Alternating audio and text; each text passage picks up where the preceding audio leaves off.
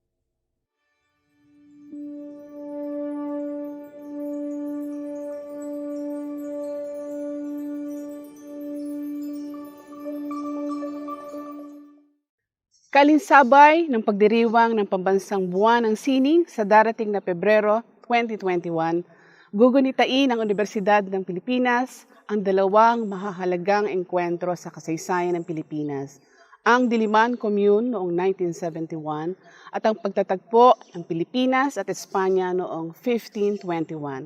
Nihahandog ng UP Diliman Opisina ng Chancellor at UP Diliman Office for Initiatives in Culture and the Arts ang UP Diliman Arts and Culture Festival 2021.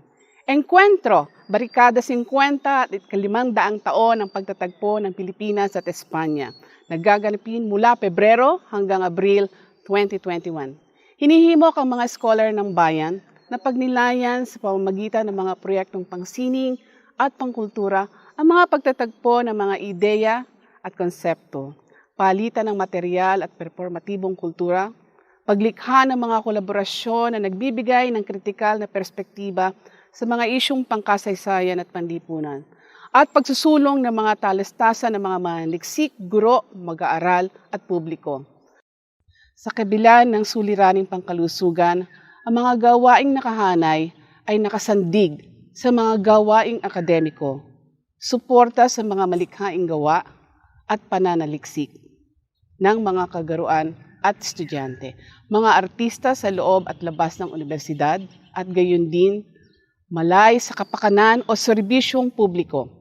Sa pamamagitan ng mga gawain ito, may pagpapatuloy hindi lamang ang dokumentasyon o pag-arkibo ng mga halagang datos, naratibo, malikhaing gawa at iba pang forma ng panaliksik, kundi masisiguro rin ang tradisyon ng mapanuri, malusog at matalas na pakikipagtalastasan ng universidad tungkol sa mga usapin at isyung nasyonal at global. Ang mga proyekto na nakapaloob sa festival ay mga online webinars, forum conferences, virtual exhibitions, digital and multimedia performance, art installation mula sa iba't ibang kolehiyo na nakakikitaan ng interdisiplinaryong lapit mula sa iba't ibang disiplina. I-like at i-follow ang UP OICA sa Facebook, Twitter at Instagram para sa updates ng hashtag UPD Arts Culture Festival 2021. Maraming salamat po. This is what we do. Tell stories. Ay kwento natin lahat. We tell them in words, DZUP 1602, ang opisyal na istasyong radyo. music, Alternative Music Fix ang DZUP Sound Trip. images, and experiences. We tell them on air, Sa coverage, mga kapwa. online, Online. and di ba? on ground. We tell stories of the people. We tell stories for the people.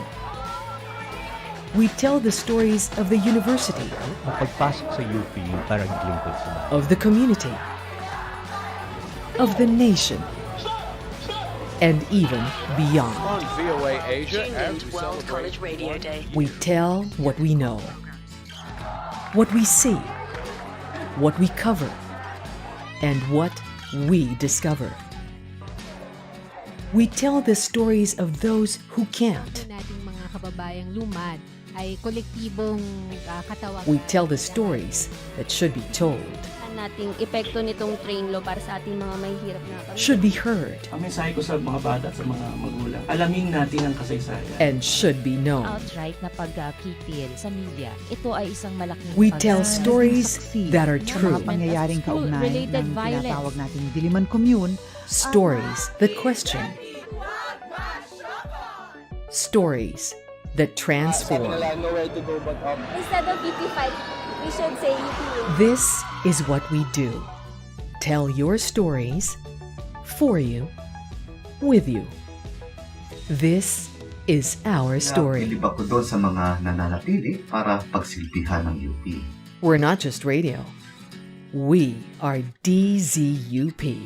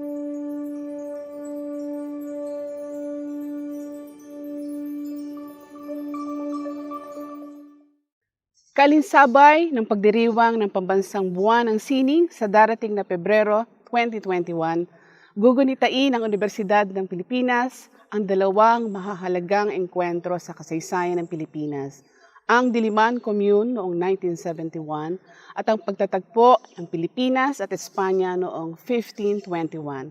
Nihahandog ng UP Diliman Opisina ng Chancellor at UP Diliman Office for Initiatives in Culture and the Arts ang UP Diliman Arts and Culture Festival 2021. Engkwentro, barikada 50 at 500 taon ng pagtatagpo ng Pilipinas at Espanya. Nagaganapin mula Pebrero hanggang Abril 2021. Hinihimok ang mga scholar ng bayan na pagnilayan sa pamamagitan ng mga proyektong pangsining at pangkultura ang mga pagtatagpo ng mga ideya at konsepto, palitan ng material at performatibong kultura, paglikha ng mga kolaborasyon na nagbibigay ng kritikal na perspektiba sa mga isyong pangkasaysayan at panlipunan, at pagsusulong ng mga talastasan ng mga manliksik, guro, mag-aaral at publiko.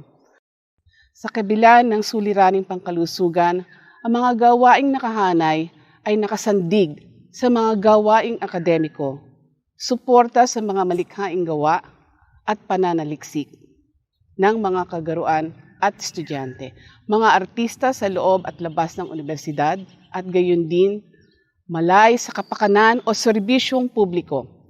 Sa pamamagitan ng mga gawain ito, may pagpapatuloy hindi lamang ang dokumentasyon o pag-arkibo ng mga halagang datos, naratibo, malikhaing gawa at iba pang forma ng panaliksik, kundi masisiguro rin ang tradisyon ng mapanuri, malusog at matalas na pakikipagtalastasan ng universidad tungkol sa mga usapin at isyung nasyonal at global. Ang mga proyekto na nakapaloob sa festival ay mga online webinars, forum conferences, virtual exhibitions, digital and multimedia performance, art installation mula sa iba't ibang kolehiyo na nakakikitaan ng interdisiplinaryong lapit mula sa iba't ibang disiplina. I-like at i-follow ang UP OICA sa Facebook, Twitter at Instagram para sa updates ng hashtag UPD Arts Culture Festival 2021. Maraming salamat po.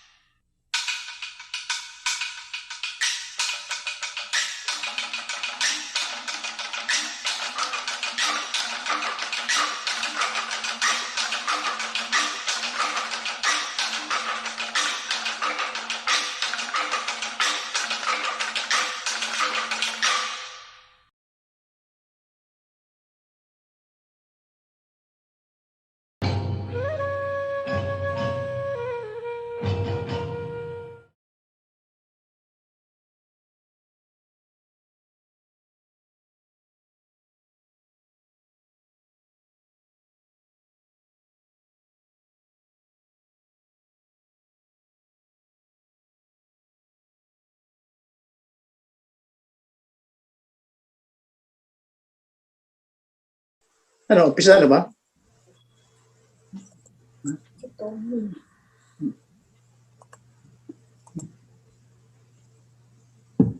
Hindi, tinatanong ko kung yung programs. Hindi. Good afternoon, everyone. We're very happy to have you here once again. Thank you for making the time to joining us in our last panel for today. No? The panel this afternoon is entitled Cross and Gavel, and if you would allow me, let me read the abstract. No? The Philippines started as the only Christian nation in Asia. Its history of colonization is characterized by being under the auspices of the Catholic Church, which has left a mark both in the country's secular and religious spaces. In the realm of the law and legal practice, we've come a long way, we say, and have reached a democratic and secular legal landscape. Our fundamental social contract, the Constitution, for example, articulates a modernist idea, the separation of church and state, and the protection of the right to freedom of religion. On the other hand, the gospel mission, particularly of the Catholic religious, almost always demands that the labora and the ora et labora means engagement with hegemonic institutions. The state, yes, including its legal institutions. It is also a social text reflecting dominant notions of social relations. Now, the principle dura lex sed lex makes the law a staggering tool. It grants, it limits, it shapes conduct. So this afternoon's panel will discuss the many ways Christianity and its institutions have influenced Philippine culture, particularly its legal system, practices, lawmaking, legal philosophy, and how the legal system in turn has influenced or reconfigured Christianity in a process that can be gleaned both as colonization by legal transfers or a decolonizing project of the law. So without further ado, our first speaker for this afternoon's panel is Dean Antonio Gabriel Lavinia. Dr. Antonio Lavinia is a leader, teacher, thinker, lawyer, and social entrepreneur. He is an expert in Philippine constitutional and political law, Philippine, ASEAN, and international environmental law and policy, including climate change, biological diversity, wildlife, protected areas, natural resources, public land, energy, mining, gas, and oil law. The law and polity of international and domestic accountability and liability of public and private actors as well. Currently, Dean Tony is a senior fellow of the Manila Observatory, where he is also the director of the Energy Collaboratory and acting executive director. Dean Tony teaches philosophy, environmental law and policy, and international negotiations at the Loyola School of the Ateneo de Manila University. He teaches constitutional and other political law subjects, environmental and natural resources law, and public international law at the Colleges of Law of the University of the Philippines, Ateneo de Manila, Xavier University, Ateneo de Cagayan, Ateneo de Zamboanga, De La Salle University, Lyceum, Polytechnic University of the Philippines, and Far Eastern University. He teaches graduate school level courses at San Beda University Graduate School of Law, the Pamantasan ng Lungsod ng Maynila Graduate School of Law, and the Ateneo School of Government and the Philippine Judicial Academy of the Supreme Court of the Philippines. We are very much privileged and honored to have Dean Tony with us this afternoon. And so may I present to you Dean Tony Lavinia. Sir, please, with your presentation. Thank you, and good afternoon. I actually, since this is a 15-minute intervention, I didn't prepare a PowerPoint because if I did, it would last more than 15 minutes. And this is actually initial thoughts for an article that I actually plan to write this year as part of the commemoration of 500 years of Christianity in the Philippines. But it's still at a very early stage. The title of my presentation, I'll put it in chat, is quite long. From Pope Alexander VI Inter Caetera, the papal bull that allowed Magellan and the Spaniards, the Portuguese, to explore, colonize, conquer not just the Philippines, but also South America and other places. That's the Inter Caetera. To the latest, literally the latest issuance of a pope, Pope Francis Fratelli Tutti, which was issued actually last year, not 2021. I apologize for that. And the subtitle being "How the Catholic Church has Influenced the Rule of Law and Justice in the Philippines, how it continues to do so." And so I want to start with that papal bull, because by the way, I would recommend two sources. And when I do my paper for this, I'll do it as a legal journal article.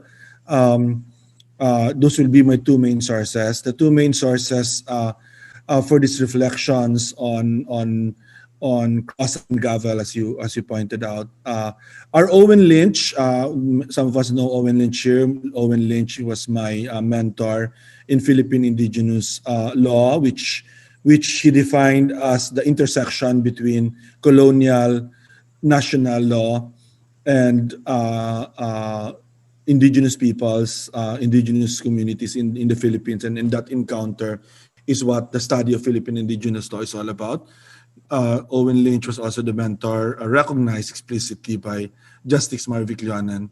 And Owen, when he was here as a visiting professor around 10 years ago, wrote a book under the UP law textbook series on the history of Philippine land law, and was able to actually document how, in fact, Catholic law or Catholic principles permeated the way the early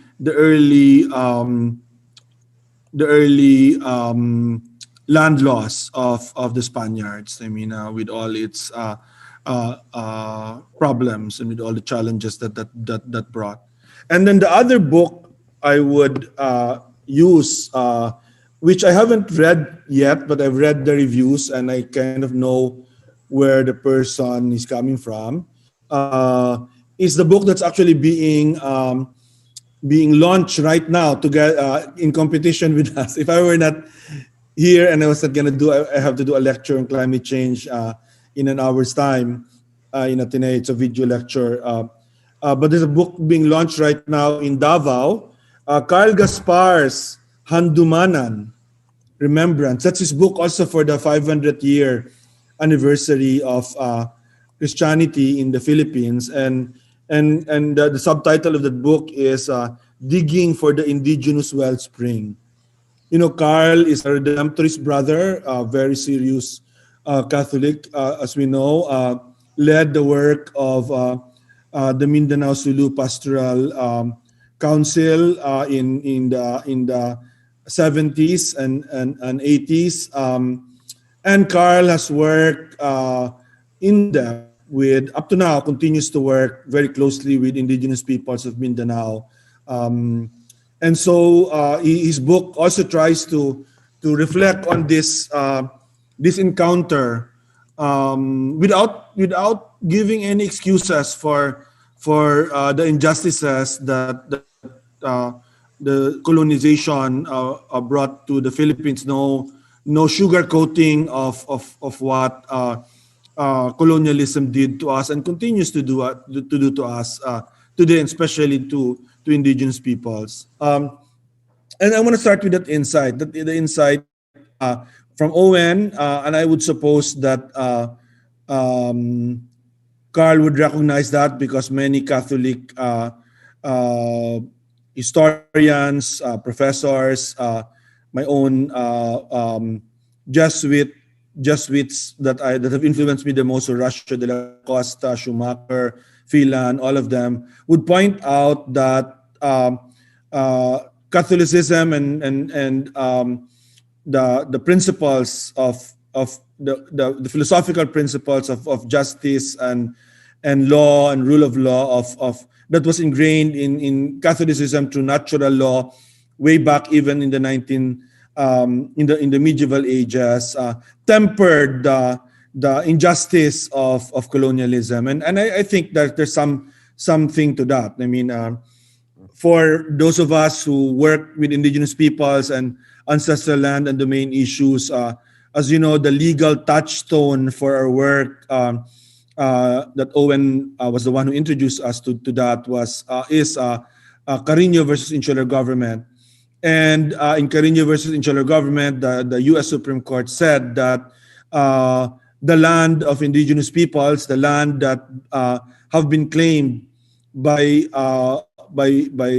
persons or peoples or communities since time immemorial, have never been part of colonial land, never been part of the Regalian, never been under the scope of the Regalian Doctrine, never been claimed by the Crown of Spain, and therefore by the U.S. government and the Philippine government. And this was really based on the Catholic principle of due process that was already there in the Inter Caetera period in Pope Alexander's bull. That when you come to a new place, and you have been authorized to conquer for the sake of the gospel, or to colonialize, to preach the gospel, if there's no resistance in particular, then you have to respect human rights, and you have to respect particularly property rights. And therefore, on that basis, ancestral domain and land has never been part of the land claimed by the Crown of Spain and as a successor, the U.S. colonial government, and ultimately the Philippine government. And as you know, that particular legal principle we have successfully embedded in the 1987 Constitution, thanks to Commissioner Pons Benagian, who's here. That's embedded in the 1987 Constitution, and that's embedded also in the Indigenous Peoples' Rights Act, and that's well accepted now, even in jurisprudence. And so I just want to note that the rationale for that comes from Catholic philosophy. I teach right now. I actually teach. I've started teaching philosophy again in Ateneo de Manila, undergrad philosophy.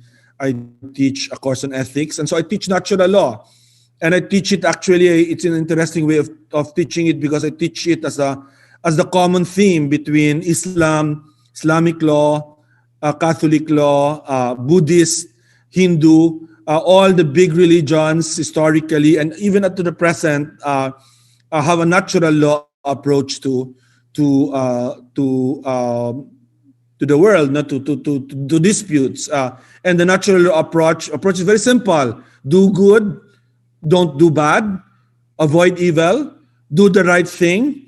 Rule of law is correct. Rule of law is must be a rule of justice. That's really the basics of natural law, which are really good principles from the point of view of justice. On the other hand, we should not, having recognized that in fact was brought here as well. We do not, as I said, sugarcoat the fact that colonialism was a brutal experience for our peoples, and I would not certainly excuse the Catholic Church from its role in that brutalization, and not just at the last years of Catholic of colonial rule of Spain, but even throughout the rule. On the other hand, I must recognize exceptions as well, individual exceptions, and I think that permitted also for the rule of law. I have to, because I'm in a unique place now of being the head, hopefully temporarily, of the Manila Observatory, which is an institution created by the Jesuits in 1865. Actually, our executive, I took over Manila Observatory last July. It's the second time I took over it. For a while, I was also headed it 2 years, from 2016 to 2018, after I left my deanship at the Ateneo School of Government. I was requested by the Jesuit to do it on an interim basis while we were waiting for a colleague, Dr. Gemma Narisma, to take over. And then when Gemma took over, I left that position, but I went back 6 months ago because Gemma got sick. In fact, she died last week, and we are still grieving her death now. But Manila Observatory is a very interesting institution because it was created by the Jesuits. All the Jesuits were supposed to go to Mindanao, but the Spanish and the Ilustrado community, the elite community of Manila, wanted the Jesuits to also have a presence in Manila, and the presence that they wanted was a school. That's how Ateneo de Manila was born, because a small school was built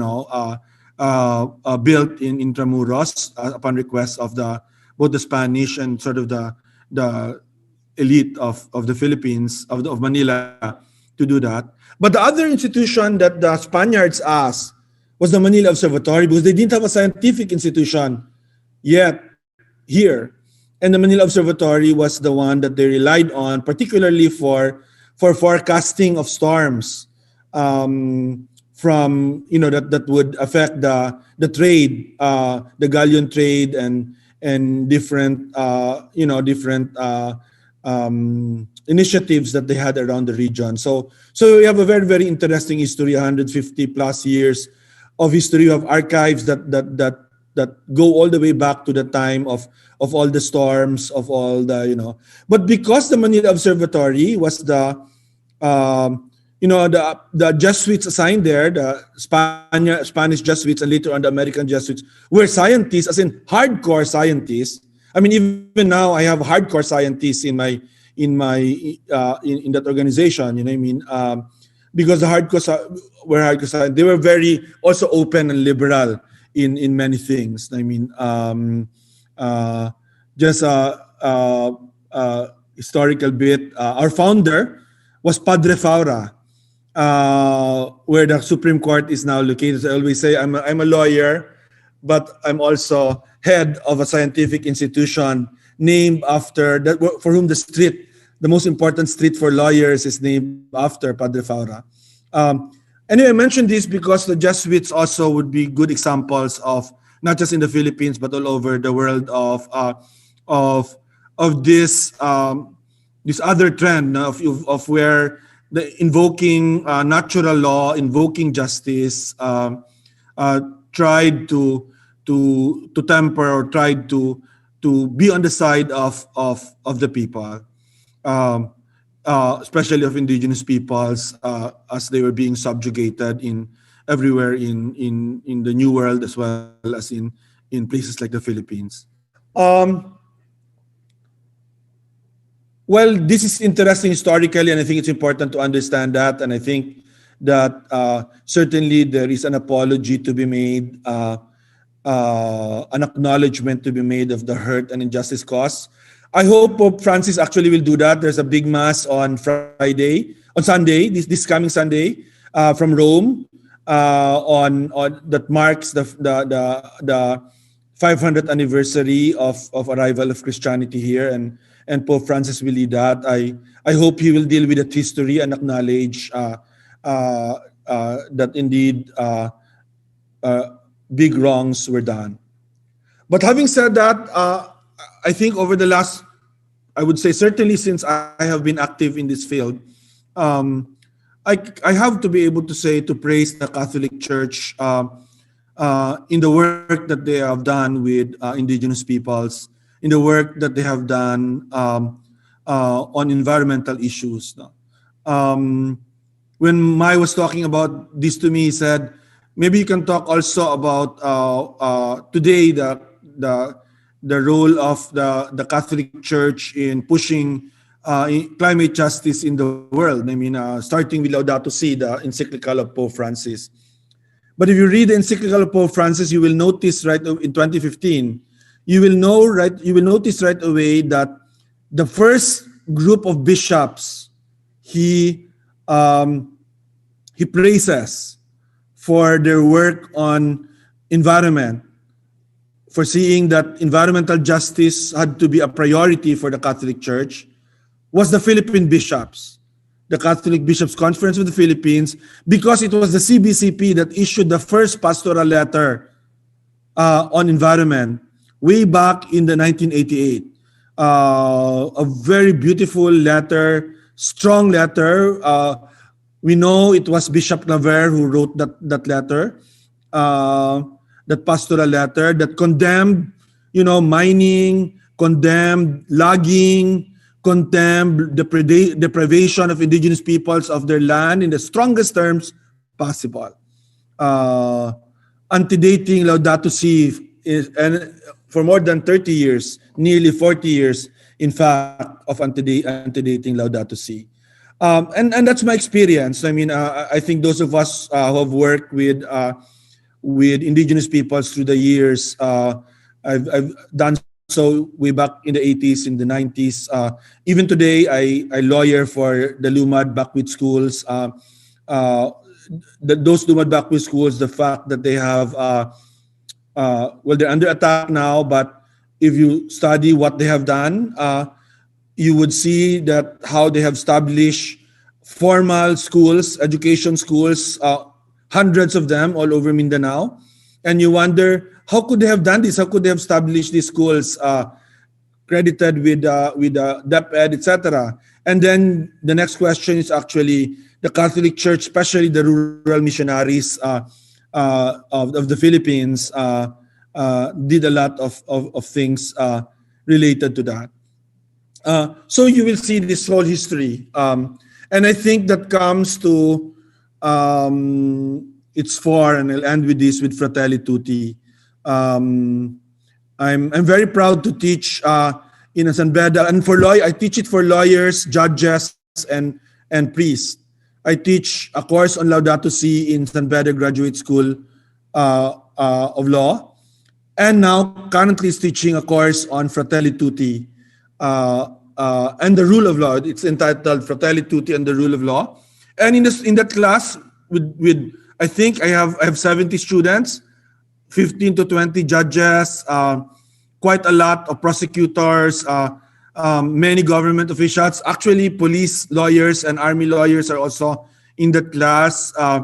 We actually read Fratelli Tutti and then apply it to the Philippines, apply it to the problems of injustice, the problems of lack of rule of law, the problems of extrajudicial killings, and of course the problems, the challenges still today to indigenous peoples, which goes back all the way to the Katera.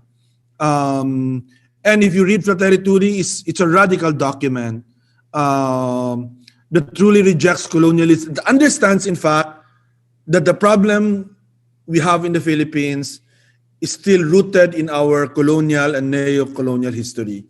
And I find that to be very satisfying. Very satisfying indeed that the Catholic Church, through its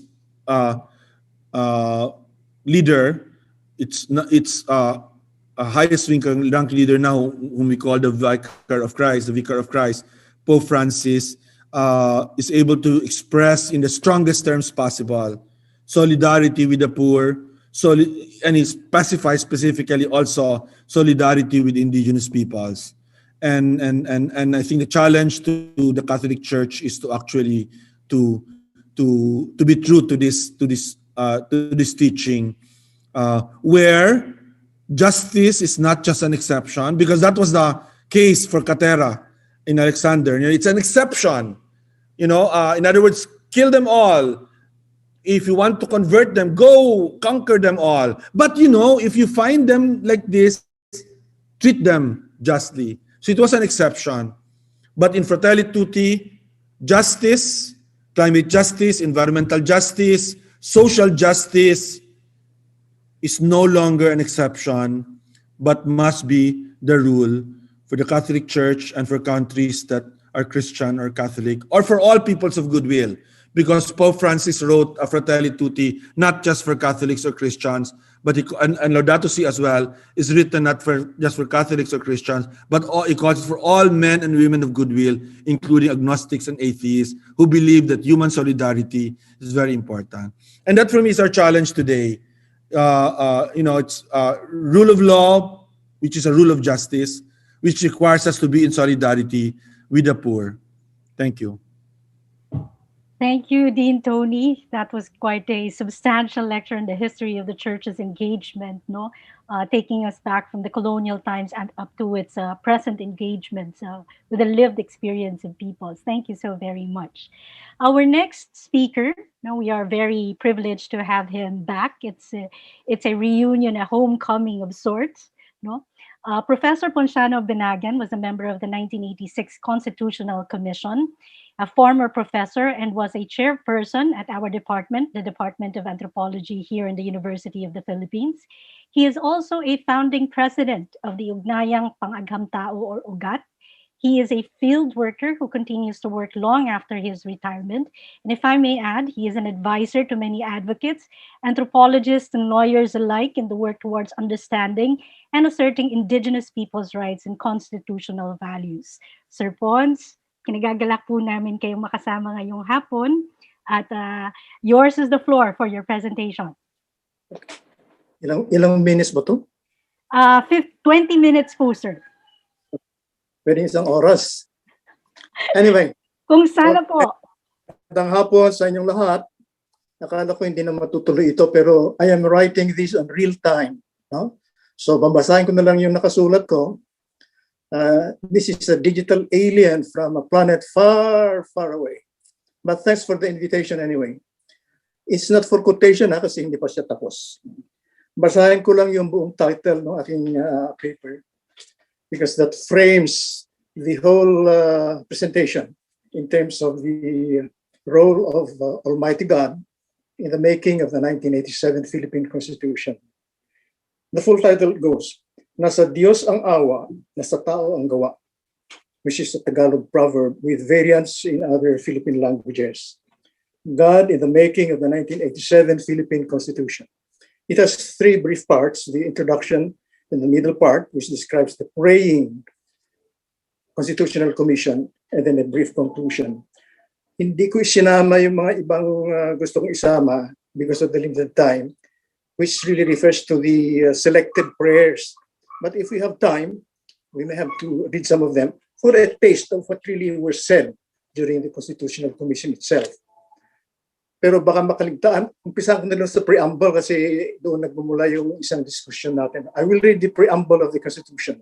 Hindi ko alam kung sino sa inyo nakabasa ng or nakamemorize ng preamble. In one of the deliberations, the chair of the committee on formulating the preamble referred to the preamble as the collective prayer of the people. Although lawyers say that it's not a technical part of the Constitution in the sense that it's not a source of rights, it's not a source of law, but it provides the vision of what we want as a people. So let me read. We, the sovereign Filipino people, imploring the aid of Almighty God in order to build a just and humane society and establish a government that shall embody our ideals and aspirations, promote the common good, conserve and develop our patrimony, and secure to ourselves and our posterity the blessings of independence and democracy under the rule of law and a regime of truth, justice, freedom, love, equality, and peace, do ordain and promulgate this Constitution. What happened? Ano nangyari? Are you listening? Wala. Go ahead, sir. Nandito lang po kami. Okay, introduction. Let me go to the paper which is writing itself right now. Constitution making is usually understood and seen as a secular and political exercise. Within the limits of this brief paper, I shall look into the making of the 1987 Constitution as a political exercise with religious characteristics. Indeed, we can take a look at the CONCOM 1986 as a politico-religious rituals for the birthing of a new republic of the Philippines. In this sense, the 1987 Constitution, one may say, is the birth certificate of a reborn republic within a newly found national identity as pointed out by Commissioner Roberto Concepcion, a former Chief Justice of the Supreme Court, in his prayer of 18 June 1986. It's a beautiful prayer. If you have time, I will read parts of it. But first, let us briefly look at how the birthday ritual came about, because it provides the context of some of the sources of tensions that led to some of the rather beautiful prayers. The proximate precipitating event was the church and people-backed military coup of 1986 February that led to the end of the dictatorial regime, which is the death of the constitutional authoritarian republic.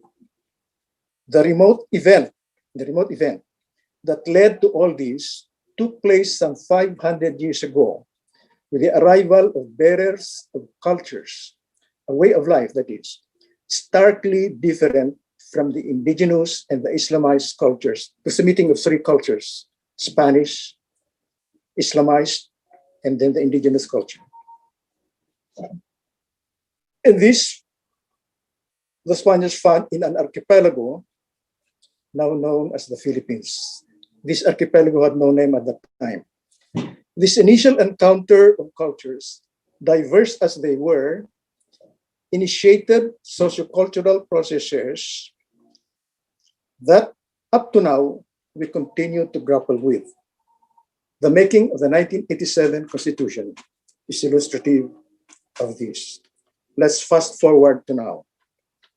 The end of constitutional authoritarian regime necessitated the need for a new democratic constitutional order consistent with the democratic spirit that animated the termination of the old order. And so, on 25 March 1986, the now President Corazon C. Aquino of the then revolutionary government issued Proclamation Number 3, which provided for a provisional constitution. The same proclamation provided that the commission to be appointed by the president shall draft a new constitution. On the 23rd of April 1986, the president issued another proclamation, the law governing the Constitutional Commission, or the CONCOM. One of the preambular statements restated the provision in Proclamation Number 3, to draft a new charter, quote, truly reflective of the ideals and aspirations of the Filipino people. Let me repeat that. Truly reflective of the ideals and aspirations of the Filipino. I repeat that because it became some kind of a refrain or even a mantra, given the frequency with which many commissioners quoted it during the deliberations. The proclamation provided that those to be appointed should be natural-born Filipino citizens of recognized probity, independence, nationalism, and patriotism. Let me repeat those three again because they featured in many of the debates. Probity is integrity, if you want to call it that. Independence, nationalism, and patriotism. These attributes really figured prominently in the CONCOM deliberations. The proclamation further stated there should be 1, national representatives, 2, regional representatives, and 3, a very contested requirements, sectoral representatives. From where? From farmers, from fishermen, from workers, from students, professionals, business, military, academic, ethnic, and other similar groups. By late May 1986, I think May 26 it was, President Corazon Aquino announced the names of 48 members of the Constitutional Commission. We'll now go to the Constitutional Commission. I call it initially the praying, P-R-A-Y-I-N-G, but it sounded also like praying, P-R-E-Y-I-N-G. So it's a prayerful Constitutional Commission. Let me continue reading. The inaugural session of the Constitutional Commission took place on 2 June 1986 at the Batasan meaning House of Lawmaking in Quezon City. To some, the irony was not lost. the lawmaking house of the old dictatorial order became the venue of constitution making for a new and democratic republic. But perhaps it was no irony at all. It was simply another expression of the ancient cycle of dying and birthing, of life and death. The inaugural session consisted of electing the officers of the Constitutional Commission. It was presided over temporarily by Vice President Salvador H. Laurel, who turned over the gavel to Commissioner Cecilia Munoz Palma upon her election as President of the Constitutional Commission. There was also an ecumenical invocation, including one from Bishop Cardinal Ricardo Vidal. Notable during the inaugural session were the prayerful elements uttered in the context of acknowledged daunting challenges entailed by constitution making coming in the wake of the revolution, the EDSA revolution. Invariably, the messages invoke the guidance of divine providence, also called Almighty God, Good Lord, etc., etc., etc. I had a listing, but I won't go through them. To illustrate, Vice President Laurel addressed the commissioners as patriots, I suppose in fulfillment of the suggested characteristics of appointees, and then said, "Let us now bow our heads in prayer as we ask the good Lord to enlighten your minds so that you may pour out into the writing of our fundamental law the noblest thoughts of our valiant race." On the importance of prayer, Commissioner Munoz Palma, revealed that, quote, "Our people throughout the country are storming the heavens with their prayers for the success of the Constitutional Commission."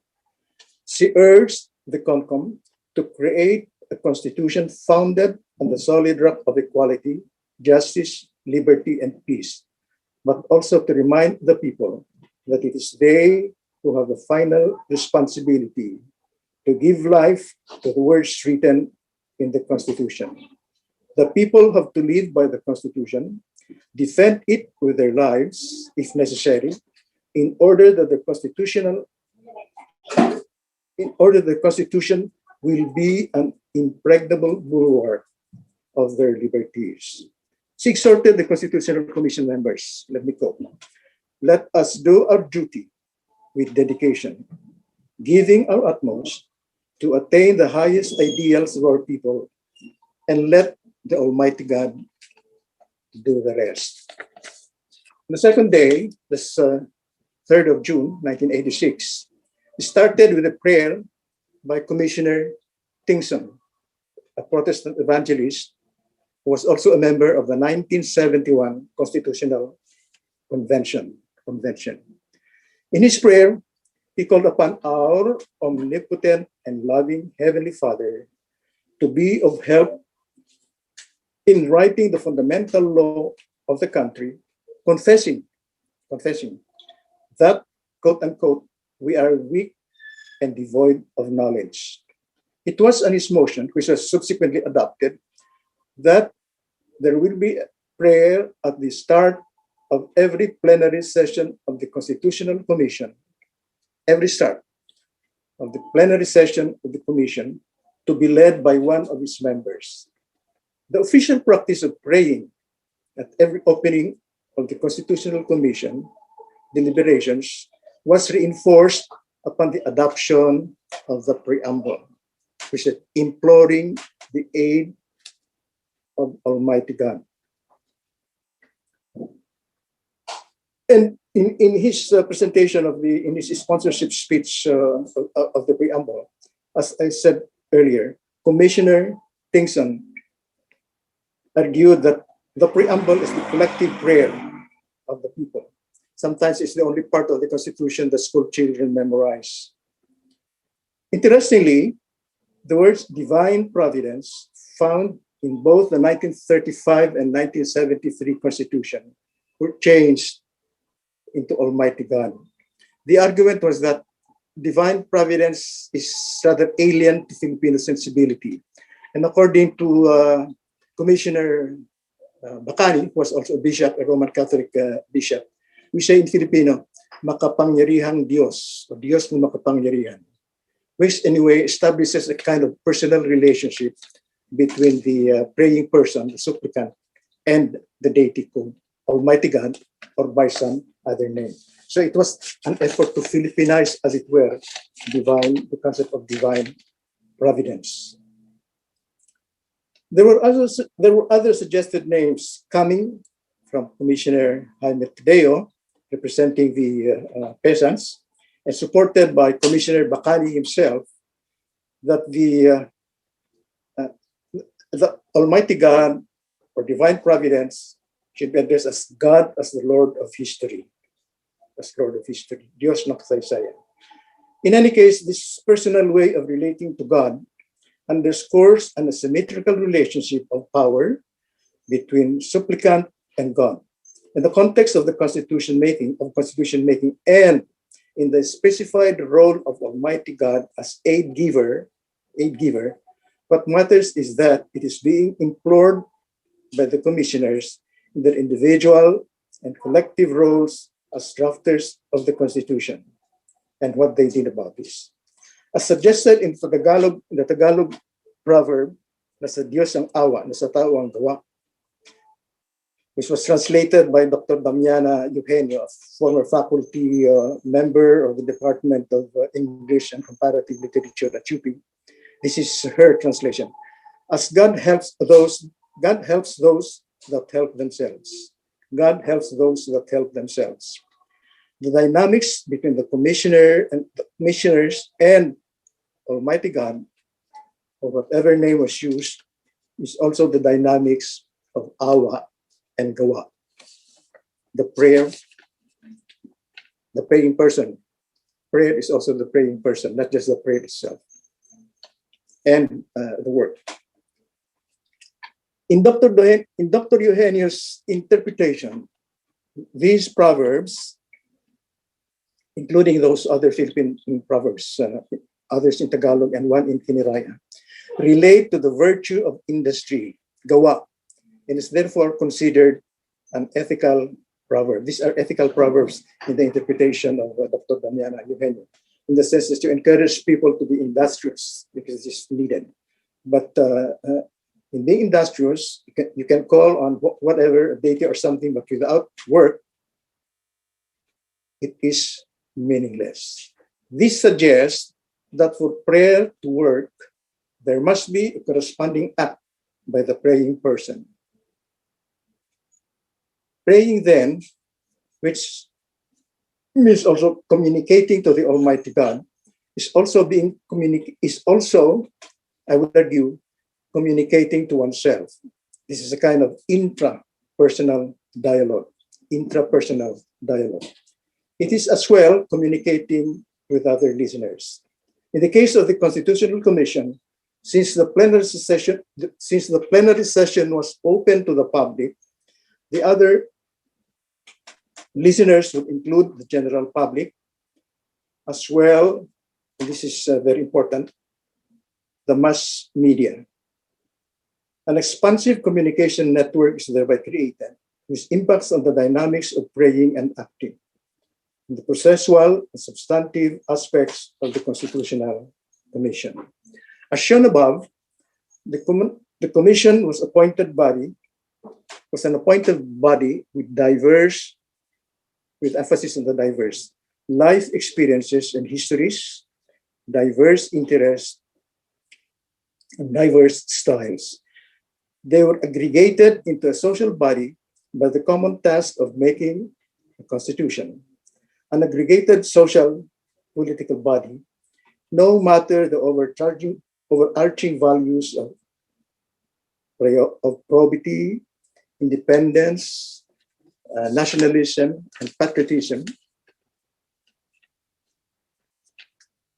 In spite of this, they remain vulnerable to the tensions between the aggregating and unifying values on the other, and on the centrifugal forces of personal and group or sectoral interests on the other. So there's a tension between those attributes, those values that were mentioned, and the sectoral, personal, and collective interests of the members of the Constitutional Commission.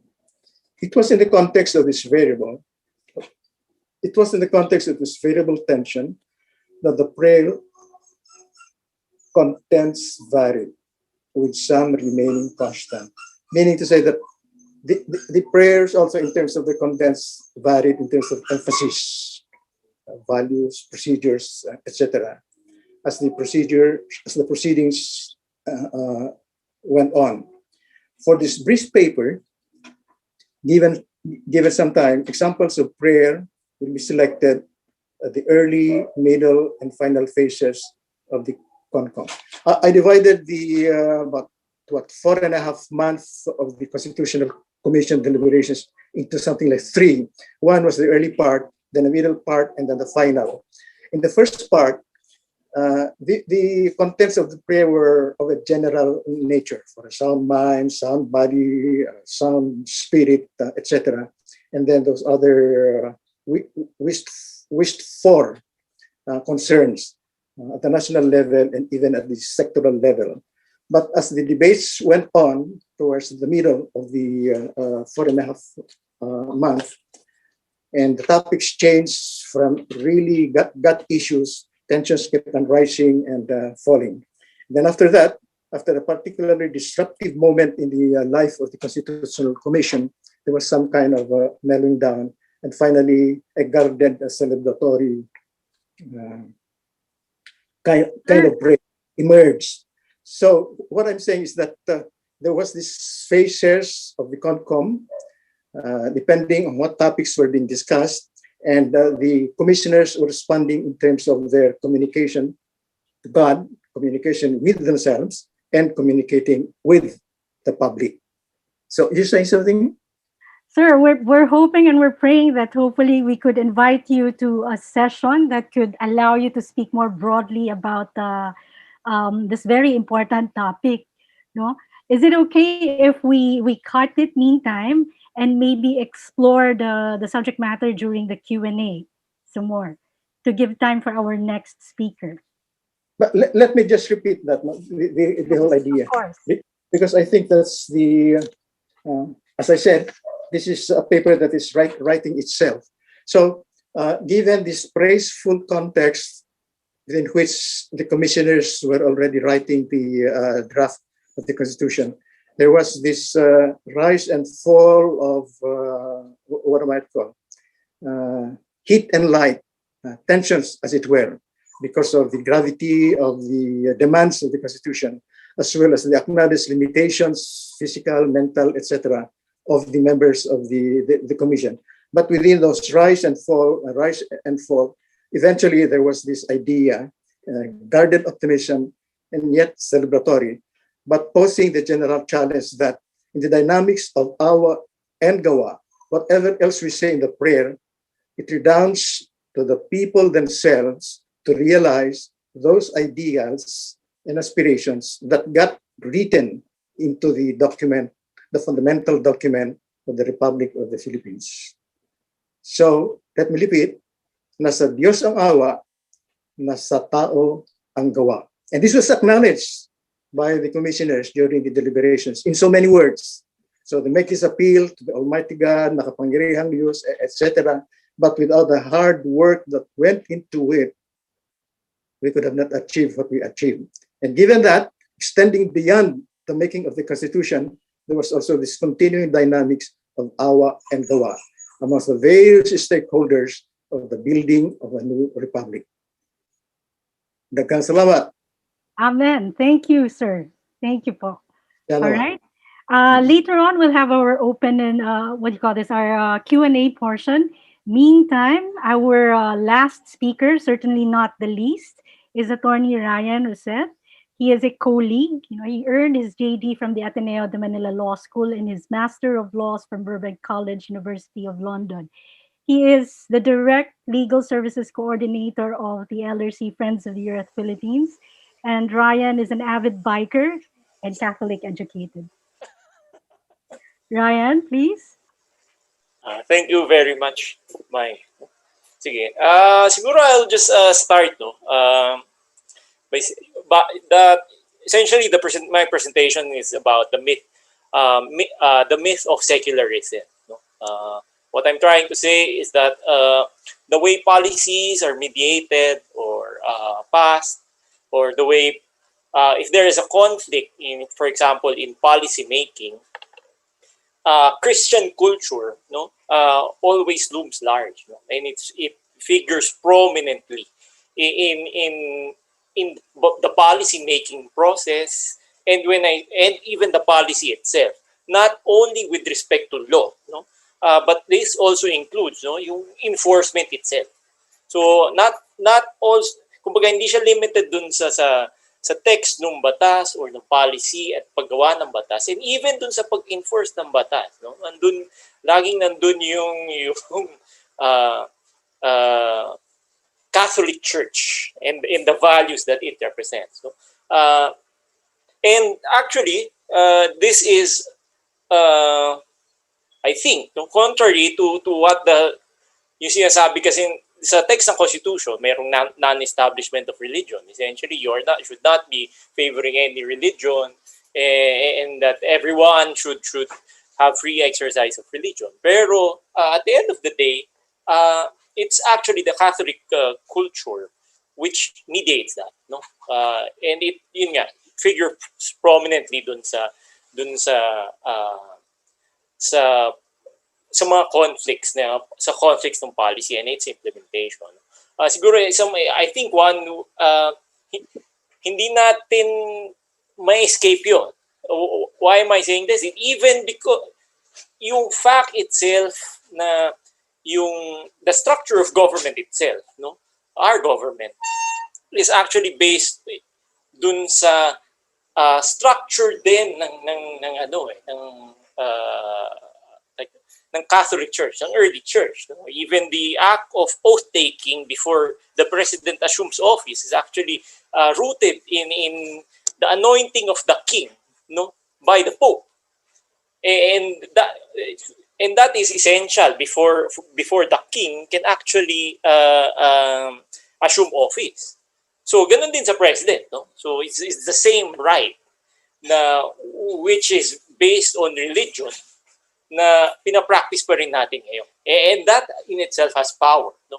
May power yung ritual na yun, no? So anyway,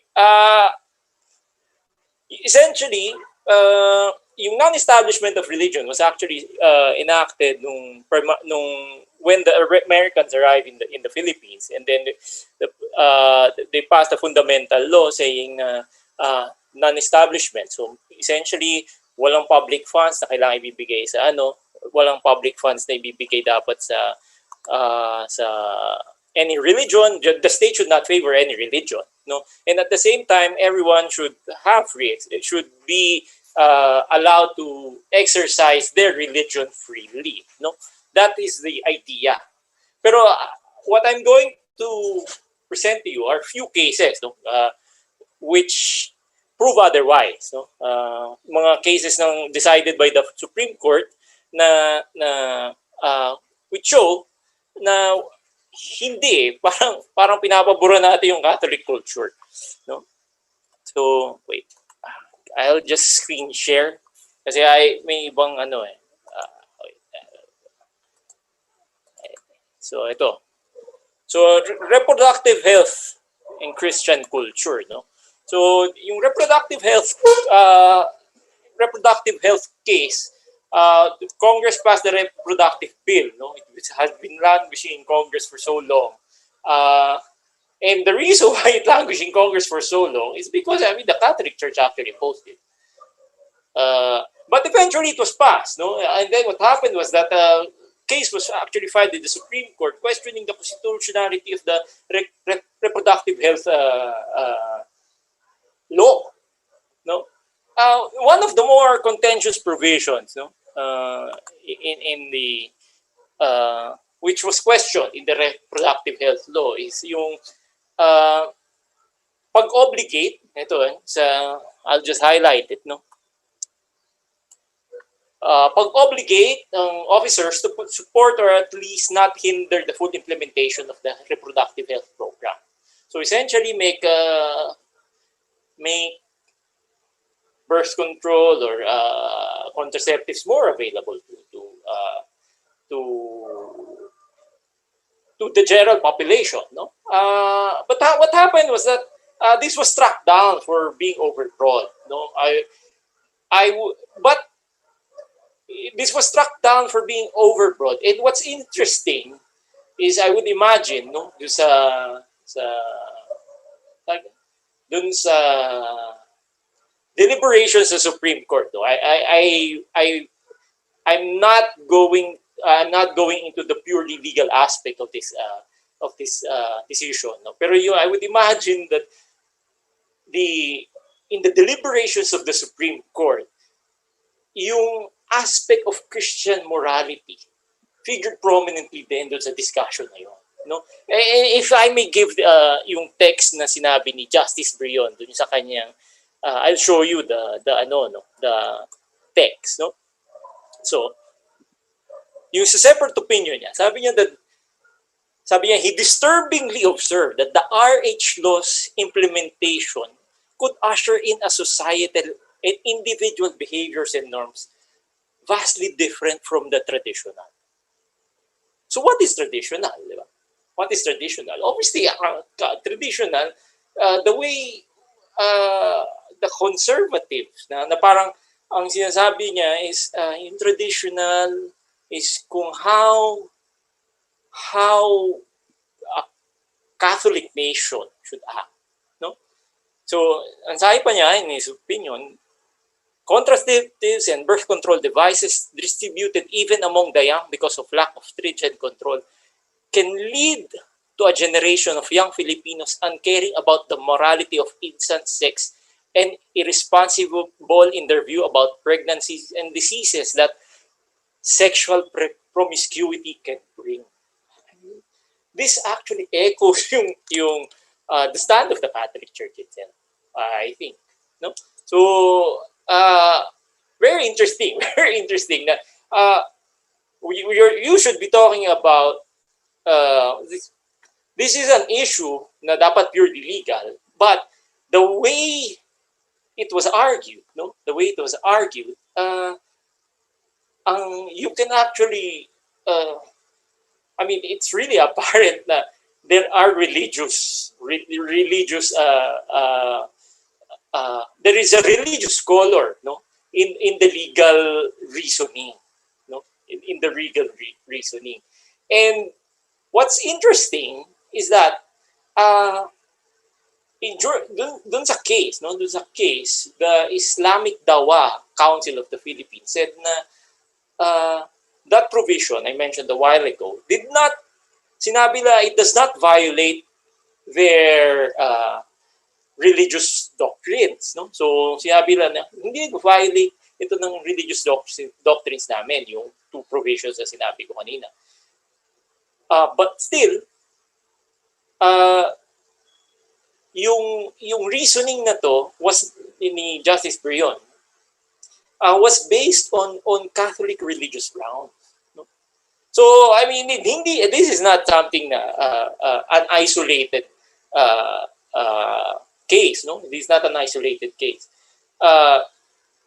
So yun, that's really interesting, no? So ano pa yung iba? No? Ano pa yung ibang cases? Interesting din, no? If you remember, there was this case, no? Si Carlos Celdran went to the Catholic Church. I think Manila Cathedral, tapos may lagay siya doon, Damaso. So he was criminally charged with offending religious feelings. No? It was a crime, offending religious feelings. So he was charged. Okay, fine. No, I think it actually reached the Supreme Court, and then eventually na-charge talaga siya. Pero if you compare that to the Diocese of Bacolod case, what is the Diocese of Bacolod case? The Diocese of Bacolod case, ang sinabi doon, may tarpaulin sa labas ng simbahan na exceeded the size requirements, no? Size limitations of the COMELEC. Kasi this was during the election period, the campaign period. So what the COMELEC did, no? This is with respect to a matter enforcement. No? What the COMELEC did is that it merely requested the Catholic Church to take down the tarpaulin, when in fact, when you exceed the size limitations of a particular tarpaulin, yung size restrictions ng COMELEC, that's a criminal act in itself. But what the COMELEC did was actually merely to request to take that down. No? So, I mean, the question on my mind is, what if it were not a Catholic Church na nag-post ng ganong klaseng poster? How would the COMELEC react? Will they charge the person who put up such a tarpaulin? Or will they merely request? No? So, I mean, that's a question. I mean, that's a question on my mind. So, because it is a question of enforcement. No? So, and enforcement is part of policy in itself. No? So, what are the other cases? No? We have Herona, Garces versus Estenso. No? What is that about? Bumili ng patron saint using public funds. That is establishment of religion. Kasi you should not be, I mean, from the definition of secularism itself and non-establishment of religion, na dapat you don't spend public funds for a particular religion or religious sect. But when you put public funds, you spend public funds to buy a patron saint, what happens? The court actually allowed that, saying, I mean, sinasabi la, it has become part of the culture. And it's the same way with fiestas, di ba? Kasi ang fiesta, you celebrate patron saints. But when you celebrate patron saints, that is inherently religious in itself. But the way it is justified, I mean, the use of public funds for the fiesta in itself, is that it has become part of culture. So when it becomes part of culture, then it becomes secular. So hindi pwede ka nang gumastos ng pera for the fiesta, for something inherently religious. No? So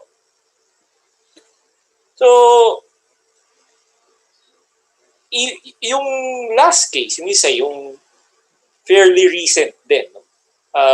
The Falsis case. What is the Falsis case? Questioning the constitutionality of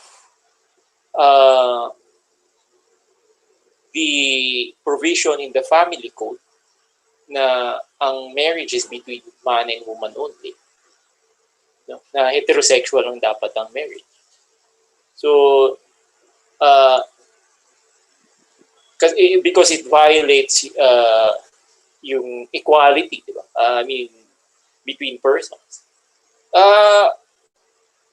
The Supreme Court actually dismissed that. No? Dismissed the Supreme Court. Ang dami lang legal reasoning about it. Hindi na ako mag-delve into the legal reasoning. Pero the question always on my mind is, how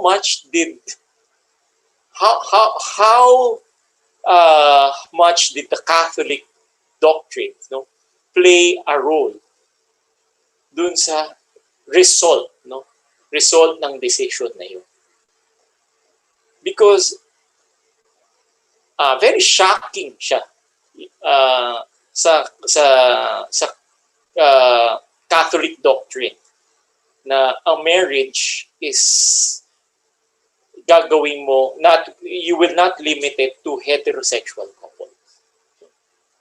So yun, so again, what I'm trying to say is when we see or when we examine, for example, policies and enforcement of policies and the way policies are enacted, it is always important to recognize na Catholic culture, Catholic doctrines, no, figure prominently dun sa policy na yun, enactment, and enactment, enforcement. And the fact that it figures prominently dun sa enactment, enforcement ng policy means or only indicates that the separation of church and state, no, is a myth. No? A myth lang siya. Effectively, it's a myth. Yeah. So I think okay na. Thank you, Ryan, for that very interesting presentation. Siguro, before we proceed, if there are questions from our participants, for our esteemed speakers, feel free to either write them in the chat box here in our Zoom room or at the Facebook page. Ayan.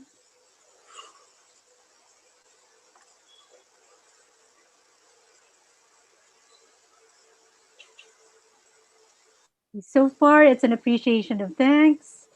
It's a statement, actually. I know the Catholic Church is an inherent social institution in the Philippine society. Hold on. Nawala. Yeah. You pray, yeah. Do you see that? I just want to know your thoughts on the religious references in our legal systems documents, such as imploring the aid of Almighty God, as mentioned by Professor Binagan, and the symbolic oath with the Bible during presidential inaugurations, as mentioned by Attorney Jose. Almighty God is very Abrahamic term, Judeo-Christian. Correct me if I'm wrong, we also pray in judicial courts and even in our government agencies, she says. How about the indigenous, Moros, Buddhists, non-believers, non-religious, non-denomination, seculars, and many more? No, I suppose how does that then play out? Is there a preferential treatment of Catholics in how the practices of Catholicism is embedded in our institutions? No, so either Ryan or Professor Binagan is more than welcome to respond to the question. Well, actually, that's true, no? I mean, when I attend court hearings, even in classrooms, no? Supposedly public classrooms, public schools, they celebrate Christmas, no? Kaya nga, I mean, what I'm saying is that secularism is no? Hindi siya totoo for me. I mean, what I'm saying is that hindi siya, it's a myth. Na kaya siya kailangan nagawin, kaya siya idilagay as a doctrine is because there is they needed to say that there is a separation of church and state. But the way the state actually operates, no, hindi siya totoo. That's what I'm saying. And we take for granted yung mga prayers, yung mga rituals na since bata tayo, no, even public schools, Christmas, they hold masses in public school, tapos may cross, no. But those things, those rituals and symbols, they have power, no. Na parang you appeal to the divine, and the divine actually. The divine as represented by your faith, the cross, guides how you act, your public and private self. And it is yun. Thank you, Ryan. Siguro for Professor Binaga, no, ultimately, the question is, may nagtanong kasi dito, where do we draw the line of pakikialam ng simbahan? No? Nasa tao ang nasa Diyos ang awa, nasa tao ang gawa. Where do we draw the line sa tingin niyo po ang tanong? Or do we draw the line? Yes, sir. Go ahead, please. Actually, yung preamble, sabi nga ni Gilbey, exclusivist siya, hindi siya inclusive. Paano yung non-believers? Kasi imploring the aid of the... Pero ang pinaka-strictest definition kasi ng church-state separation, hindi gagastos ang gobyerno para doon sa mga religious institutions.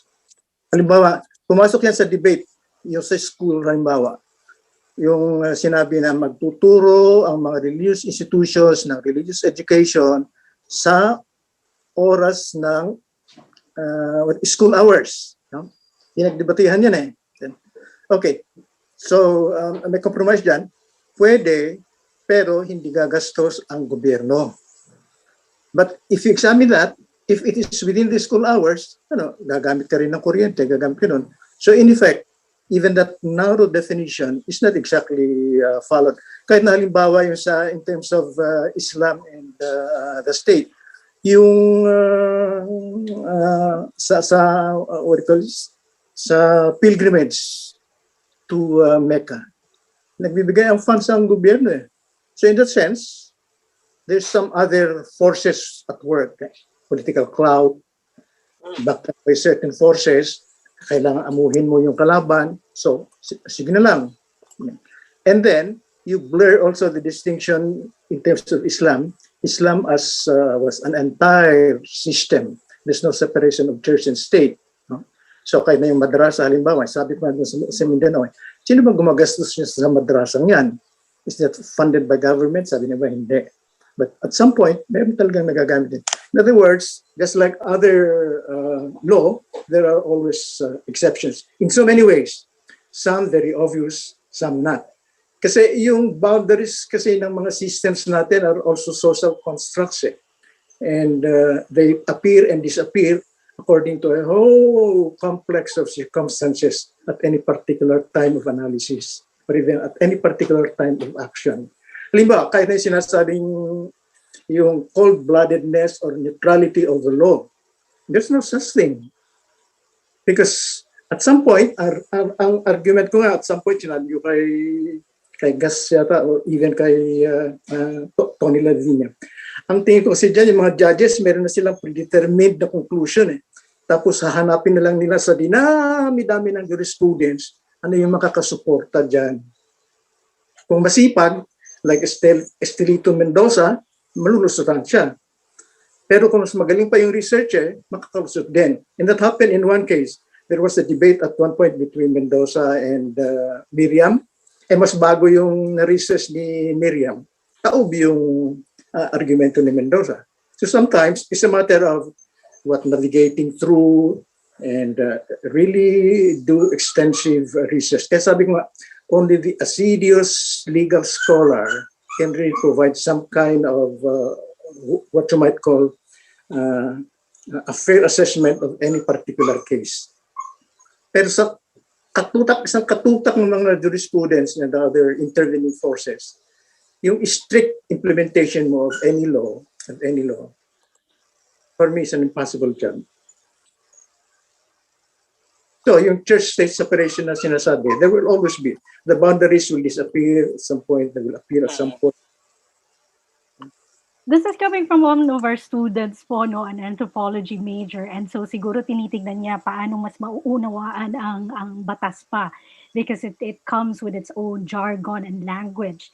So ang tanong niya is, drawing from the discussion, would you say that the implementation and awareness of laws can be better done when explained and justified using such religious frameworks, mentalities, given that it's impossible to truly separate state and church? Now, I'm not looking at the church and state as institutions, but in terms of the so-called institutional boundaries, economic boundaries, political boundaries, whatever boundaries. These boundaries appear and disappear, sometimes given the skills of the protagonist. So which one prevails? Sometimes it's a question of power. So even the idea of fairness or the neutrality of the law. You look at what's happening to the United States, acknowledged as one with the most mature democratic system in the world, with the oldest constitution in the world, who's become a model for many aspiring democratic countries. What's going on now? So there's something going on in terms of these presumed clear-cut boundaries of institutions. So sa akin, yung church and state, tingnan na saan ba yung mga spaces for negotiations and for what purposes do we negotiate? In the interest of fairness, in the interest of justice, in the interest of what? Unfortunately, yun nga, sabi ko minsan, kung magaling talaga yung in a court of law, kung magaling yung researcher, magkakaproblema ka. Kung hindi, pwede mong gustuhan in terms of some other, what, quote-unquote, transcendental values.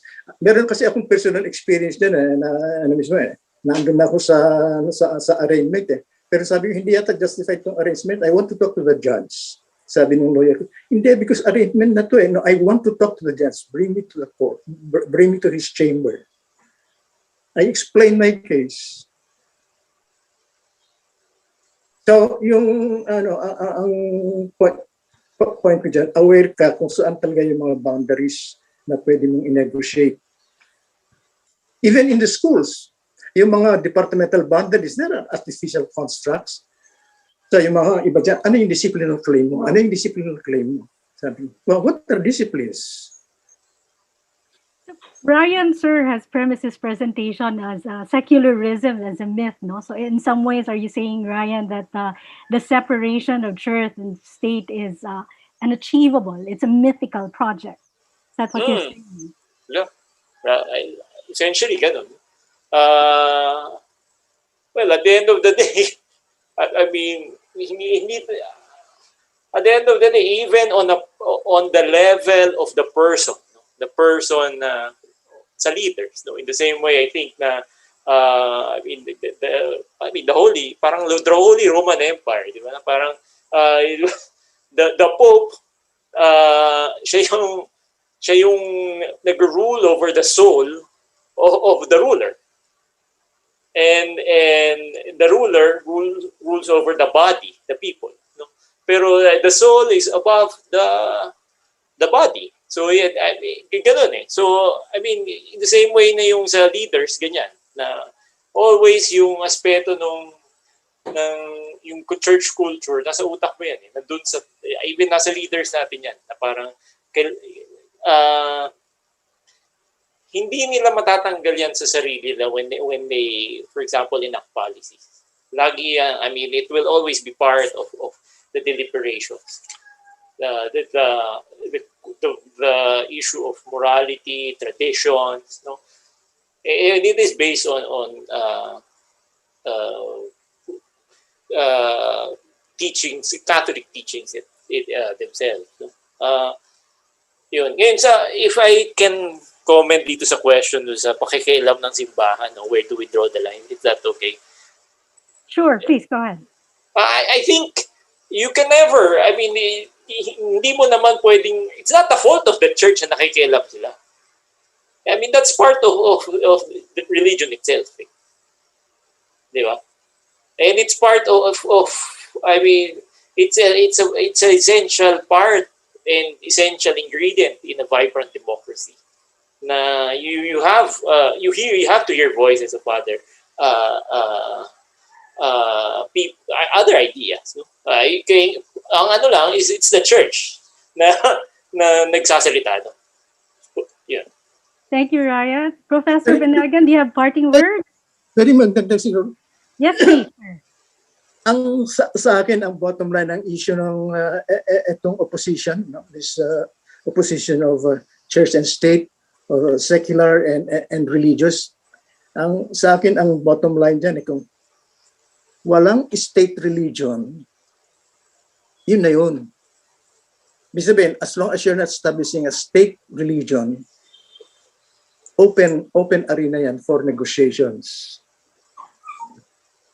Ang problema dyan, kung you claim that you are a republic, a democratic republic, etc., and then you create a state religion, that's something else. True that. And truly interesting, no? Maraming salamat po sa inyong pagbabahagi ngayong hapon, and as suggested by Professor Binagan, sana ay mapalawig pa natin yung conversation perhaps sa mga anak ito ng isa pang forum, no? I hope in this panel, we kind of sort of belabored that the establishment of the Catholic Church in the Philippines was largely a state church union, arguably as a church-state colonial project until reconfigured by the Philippine Revolution in when was that? 1896. Until then, colonization was sanctioned, if not legitimized by both legal transfers and religious dogma. As pointed out by both Dean Tony and Ryan, and of course Professor Binagan, historically, however, the church has also moved with the demands of the time. More recent sa ating kasaysayan during the EDSA Revolution, religious persons, Protestants and Catholics alike, were terrorists calling to depose Marcos. And even more recent, some of their members are petitioners against the constitutionality of the Anti-Terrorism Act filed before the Supreme Court of the Philippines. On the other hand, as this presentation has shown, the church is also active in engaging in legislation in what it feels like would not tow to dogma, from the presentation of Attorney Rosay, particularly with the reproductive health law, bringing to fore the tension between church dogma and secular thinking. On the other hand, again, we see how embedded church tradition and thinking remains in the legal system. Professor Binagan takes us into the practice of prayer as it creates, shapes, and to a certain extent enables an environment for the crafting of the 1987 Constitution. I repeat, yung nasa Diyos ang awa, nasa tao ang gawa. Earlier, Father Pama spoke of imperfect positionality as priest anthropologist. This perhaps can be applied to the church and Christianity in these current times. Perhaps the image of the church as an engaged anthropologist can be aspired, and perhaps the same for our legal system. Institutions that truly commune with people in a dynamic world. To echo again Dean Lavinia, beyond legalism and dogma, but towards justice. Paano ba? Like a penitent Catholic, I checked the gospel for today, and auspiciously, it is of Christ speaking how he did not come to break the law, but to fulfill the law. It presents us an invitation into the hermeneutics of the gospel. What does the law mean? What does it mean when he says meaningful fulfillment? Especially so when it is spoken by the man who has been known to break the law and norms, keeping suspicious company, breaking the law of the Sabbath, making a scene in the church, and, well, ultimately being sentenced to death. So I think I end our panel this afternoon with these thoughts, and invitation for everyone's reflection. And once again, I thank you so much for indulging us, Professor Binagan, a homecoming for you, sir, kay Dean Tony Lavinia, and of course, Ryan Rosette. We hope to have you again. Huwag kayo madadala. Thank you.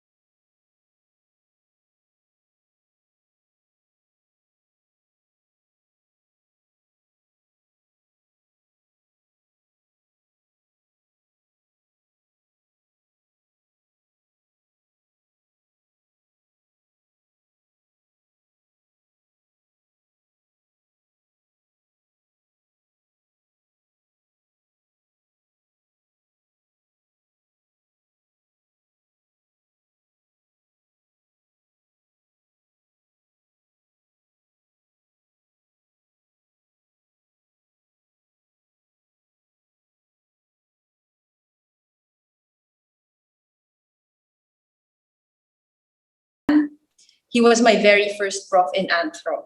And I was honored to have him as my Anthro 10 professor. So Anthro 10 was basically our introduction to the course.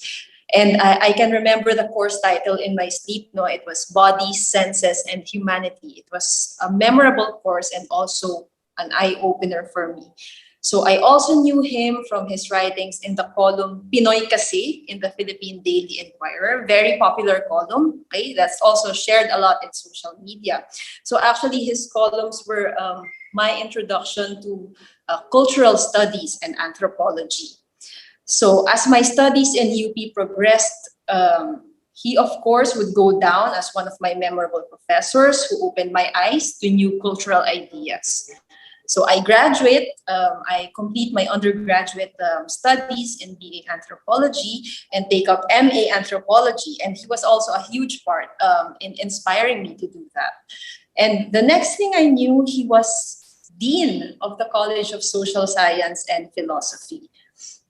But then I overstay in my MA studies. So I was also able to witness him ascend to chancellorship. So he became chancellor from 2014 to 2020 of the University of the Philippines. And now I am embarking on the continuation of my studies. And I am honored to introduce him today as Professor Emeritus of the Department of Anthropology and our keynote lecturer of Crosses and Culture, the forum we just had today. I would still then very much like to call him Prof. Tan, the way I knew him when I was a freshie in UP Diliman.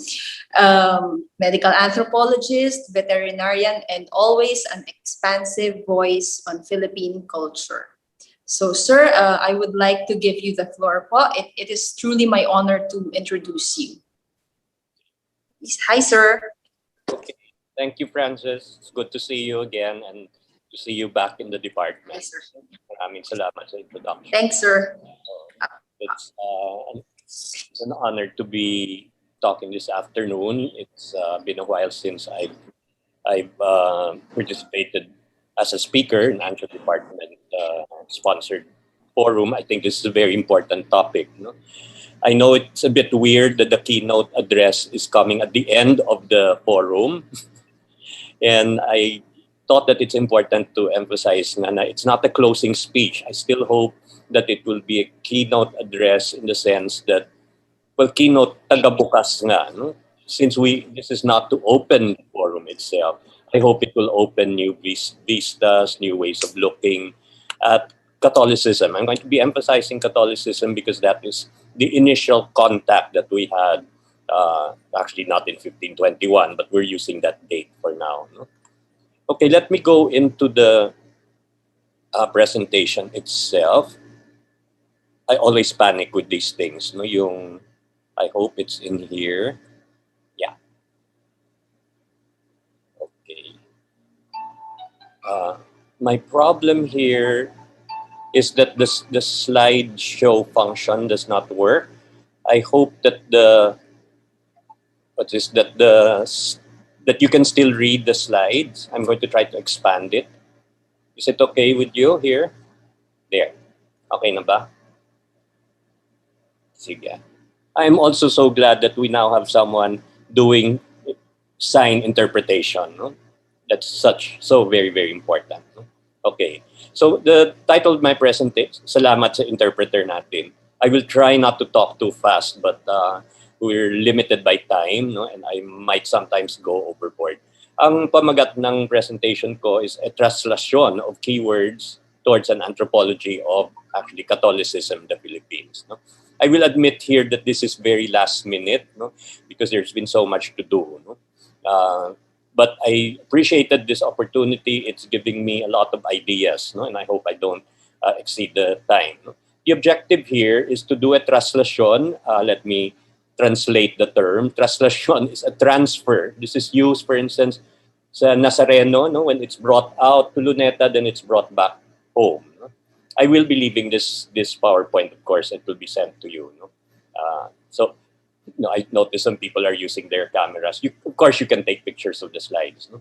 So this is a translation in the sense that we are doing a journey, and I thought we can deconstruct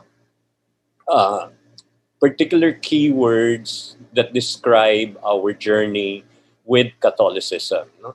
And I hope this will generate ideas for further research to better understand Philippine society and culture, as well as religion, spirituality, and a global Christianity.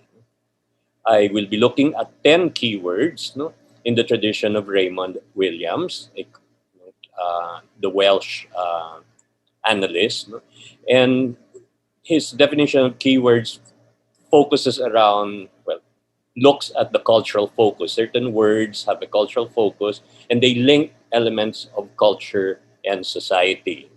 Williams also was noted for looking at the changes in different social cultural contexts of words like culture itself. And in my case this afternoon, I will be looking at Filipino keywords related to Catholicism, including its linguistic transformation across time, because they tell us something about social relations. No? Ileto, of course, did something similar for looking at religious language, no, concepts, and the Katipunan. And I wanted to encourage you to do something similar. No? Take off from what I'll be presenting today. I have my research methods classes. I'm teaching 2 of them this semester. And I hope this will give you ideas as well.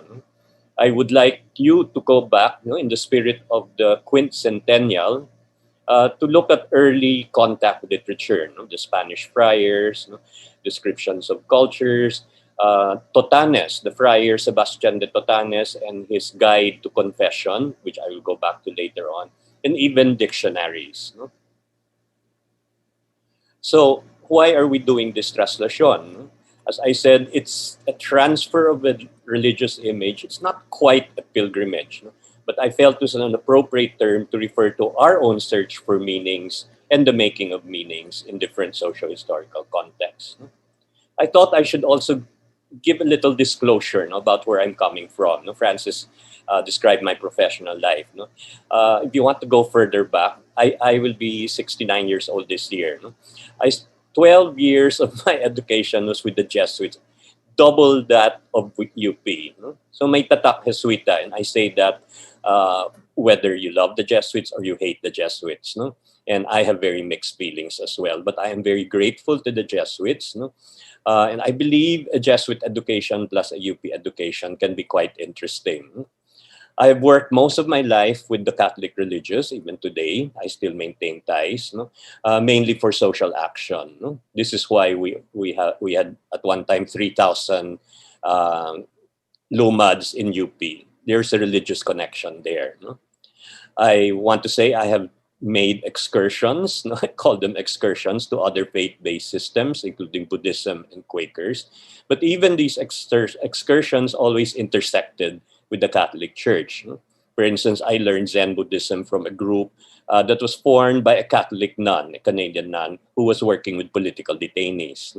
I've worked with the Quakers because they were here in the Philippines during martial law, the American Friends Service Committee.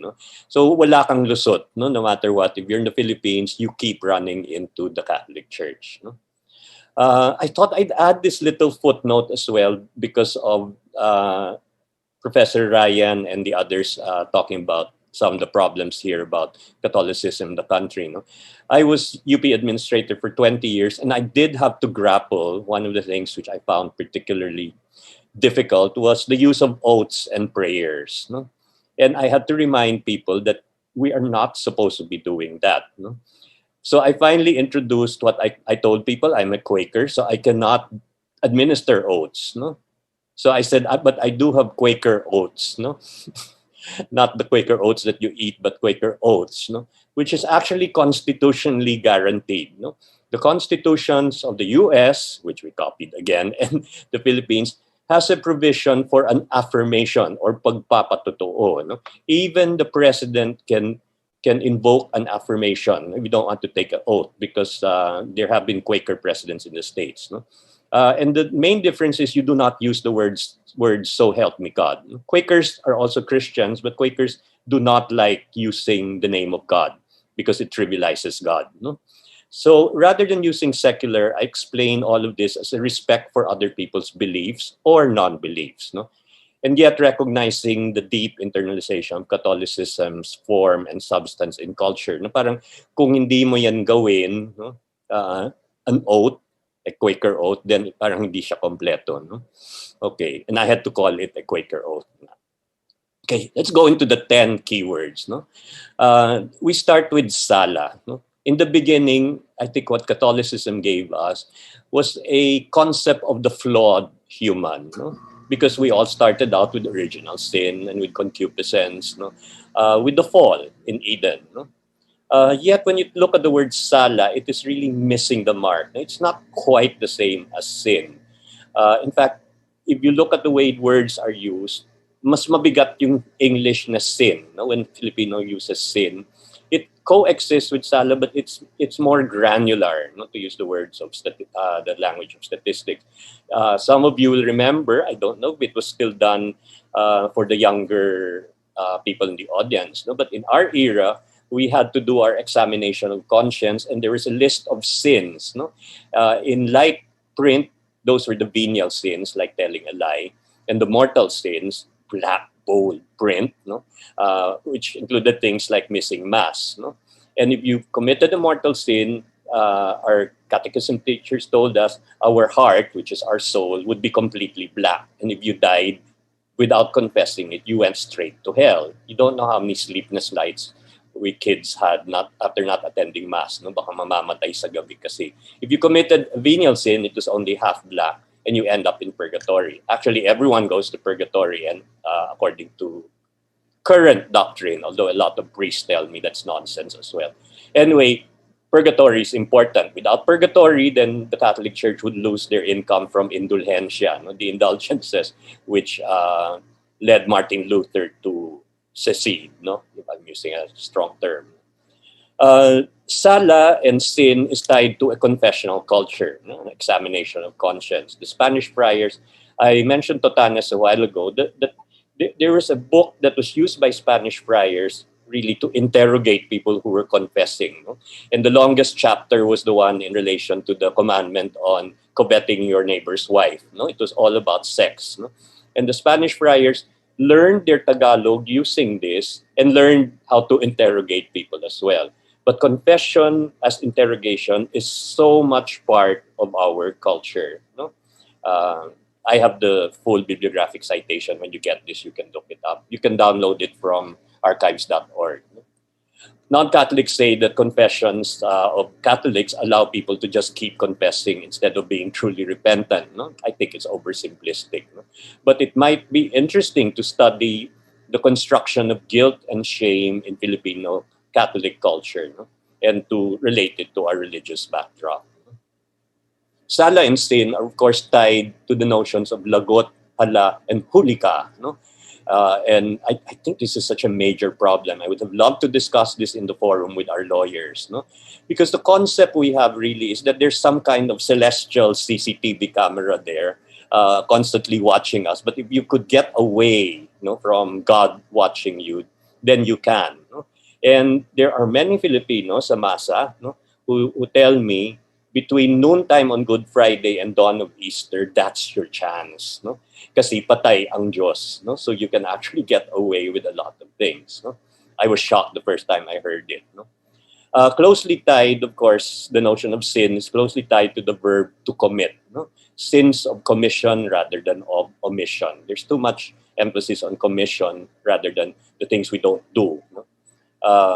It's, of course, tied to doctrine and dogma. The sins, you will remember during the reproductive health debate, there was the acronym DEATH, no, which the bishop said was composed of divorce, euthanasia, abortion, and homosexuality, because they were opposed to all these. No? And in case you still don't know, there are only 2 remaining states today in the world that still do not allow divorce, no? The Philippines and the Vatican. No? We want to be more Catholic than the Pope. Okay, the second keyword that I wanted to look at, no, is buti and kabutihan. It contrasts, of course, with sama. No? There's something almost essentialist in kabutihan, no? That we are by nature bait, no? But we can reach the breaking point, nasiraan ng bait, no? As captured by that expression. And there are constant tensions between being mabait and mabuti. No? Mabait is may pakikisama ka. No? So a politician can be very corrupt, and yet people will say, ang bait niya. No? And I always say, mabait nga, pero mabuting tao ba siya? No? And Father Arevalo has written about this, that we need to learn to be both mabait and mabuti. No? The former is social obligations. The latter is ethos and ethics. Third concept that we might want to look at harder is pala, no? The blessings. No? The religious meaning was said to have been given by the Spaniards, but I don't know from what. No? What was the original meaning of pala? It's still used as a greeting, mapagpalang umaga, for instance, was used this morning in a webinar. No? It's tied to notions of gracia and disgracia. No? Notice, disgracia is a fall from grace. No? And there is a very pregnant na disgracia, no? Literally and figuratively. If you look at the cultural history, it seems that gracia and pala have been replaced by blessing, the English blessing. God bless, pa-bless. No? Blessings are seen as bounties from heaven. No? We are blessed by our priests, blessed by our elders. And of course, we all know about El Shaddai's inverted umbrellas to receive the blessings from heaven. The English blessing actually means goodness. No? But it was a priest, I can't remember his name right now, who told me that he sometimes gets very irritated when he's asked to bless a house or a car, because he knows that the Filipino concept of a blessing is an exorcism or even evil proofing. No? At nagkwento siya na one time he blessed a car, and then the owner drove off speeding. No? So when the owner came back, the priest asked him, he said, why did you do that after the blessing? And the man said, na-bless mo na, hindi na yan ma-aksidente. No? So this priest, who is an exorcist, tries very hard to get people to understand a blessing is to bring goodness to a home, not to protect you from evil spirits. Of course, we can call anger an evil spirit too. No? Blessing in its extended meaning is imbued with power. No? The cross, rosaries, tampitas, and statues, no, are blessed and more powerful because they're blessed. Quiapo is filled with these religious paraphernalia, wrong spelling, whether they're blessed or unblessed, but they all have lakas or bisa. In Quiapo, I actually found a family who claims they have the original arm of the Nazareno. Putol kasi yung originally may naputol na kamay. No? And there are actually several Nazarenos. No? And he brings it around hospitals to be touched by seriously ill patients. No? One physician who was my student told me one time that there was even a request, he got a request one time from a patient going to surgery, kung pwedeng dalhin ang kamay, no, not the kamay, buong ano yan, pati braso, into the surgery room. The request was declined. The derivation of power, no, of an image, talisman, amulet, or charm can be very complex. No? There's even attribution of power to the dead Christ, who is venerated. There is a dead Christ in Quiapo. I was looking for Father Hermel Pama, but he wasn't in the list. No? He's also with our faculty. His dissertation included reference to a dead Christ that is venerated in Bicol. I can't remember the exact province. And he's lying down on a pillow where you can put notes and pencils if you're going to take the bar, no? And other stuff, pati cell phones now, so that the dead Christ can dream to bring your dreams to reality. No? So you see the play of animism and Catholicism. No? The sacred-profane dichotomy is also blurred in these attributions of power. Quiapo is powerful. I go to Quiapo very often because I'm a medical anthropologist. No? Quiapo is powerful. Inside, it is sacred in its power. Outside, it is profane. No? In the stuff that they sell, which includes abortifacients. No? It's just so amazing, you know, the contrast there. No?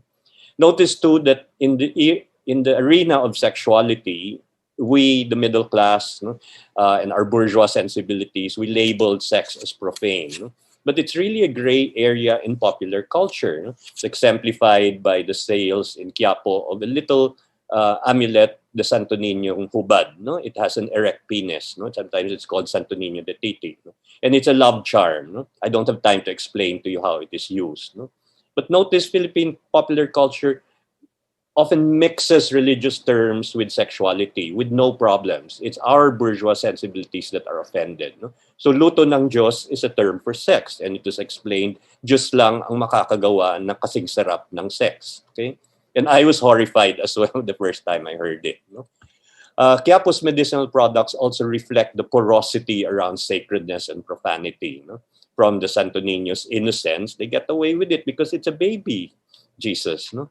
To the wishing candles sold, these are black candles that are sold na pang consciensya. If your former boyfriend or girlfriend has betrayed you, then you buy the candles and you burn it. No? A decent distance away from the candles is the Raon overpass where they sell sex toys. No? Many years ago, Santa Cruz used to sell right in front of the church gold coins, which are actually condoms. No? And they came in gold foil. No? I remember as a child, I always thought they were chocolates. No? And my mother would pull me away. No? And my sister once wanted to buy pilikmata. No? Actually, it's pilikmata ng kambing. No? So these were sold in front of Quiapo. They've disappeared in recent years. No? Fourth keyword, orasyon and dasal. No? The Doctrina Christiana, I'm sorry, omitted the age, was the first book printed in the Philippines, 1595, and consisted of prayers. No? The Tagalog was very carefully crafted. No? It's amazing the friars chose the words there. No? So, Hail Mary is Aba Ginoong Maria. No? Playing on the Ginoo was really gender-free. It was it was an honorific. No? So, Maria is Ginoong Maria. That means our friars really did their homework here. No? And Doctrina's prayers are actually a pedagogical tool, no? Not just for doctrine, but for language. No? Many years ago, there was a Spanish woman living near us. She asked me if I wanted to learn Spanish. I said, yes. And the first thing she gave me was the Our Father in Spanish, no, to make me learn Spanish. No? Orasyon takes off from an older concept of the bulong, no?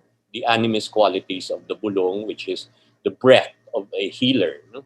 And in Cebuano, it also means the leaves of medicinal plants. No? Orasyon and bulong are powerful. No? Francisco Dagohoy, who led an 85-year-old revolt, of course, he died before the end, was an orasyonan, a healer who used prayers to heal.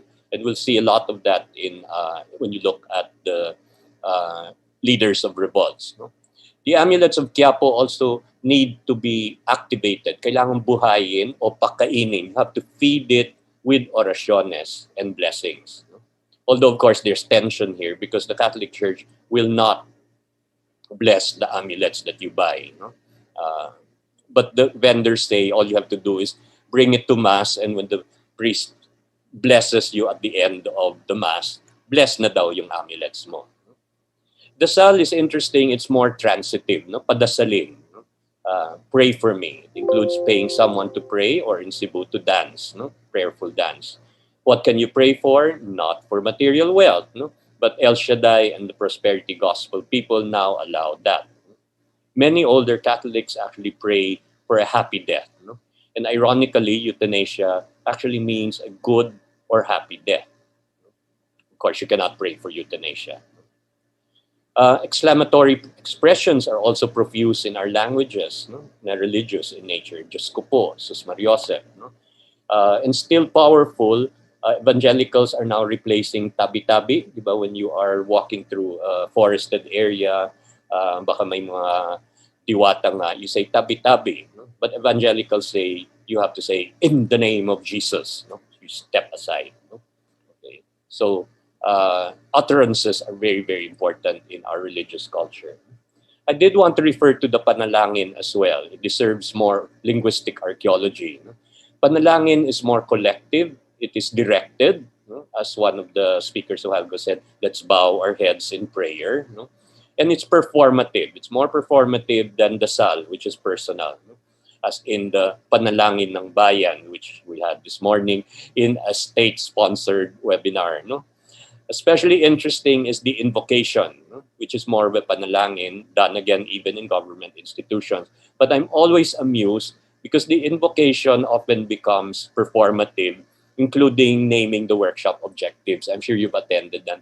Please, Lord, bless our workshops. May we achieve our objectives. Then they start naming the objectives. No, And why not? No? Fifth keyword, devoto or devotion. No? Devotions are loyalty to a patron or a santo. No? It can be the statue. Nga. Images are the focus. The images have power, but it also involves transactions. No? A vow or a panata is a transaction. You tell the saint, I will continue to join the pilgrimage or to do the Nazarene devotions every year if you will, if my mother will be healed. No? A lot of it is really for illnesses. No? The novena is interesting too. It's a sort of down payment. No? You have that when there are board exams, for example. People do novenas and say that they will continue to be a devotee for Baclaran, for example, if they pass the bar or the exam. Devoto also has connotations of the alalay, no? The faithful who accompany the patron. It is a very feudal relationship. No? If you do not have your annual fiesta, it's a breach of this relationship and can invite disasters and illnesses. No? So we have this replication, a reproduction of the ideology in there.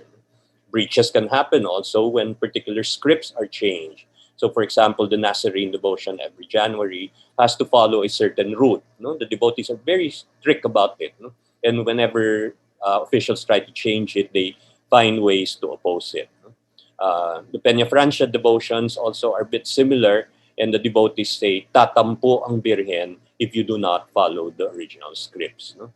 It's very gendered. No? You never say the Nazareno ay tatampo ang Nazareno.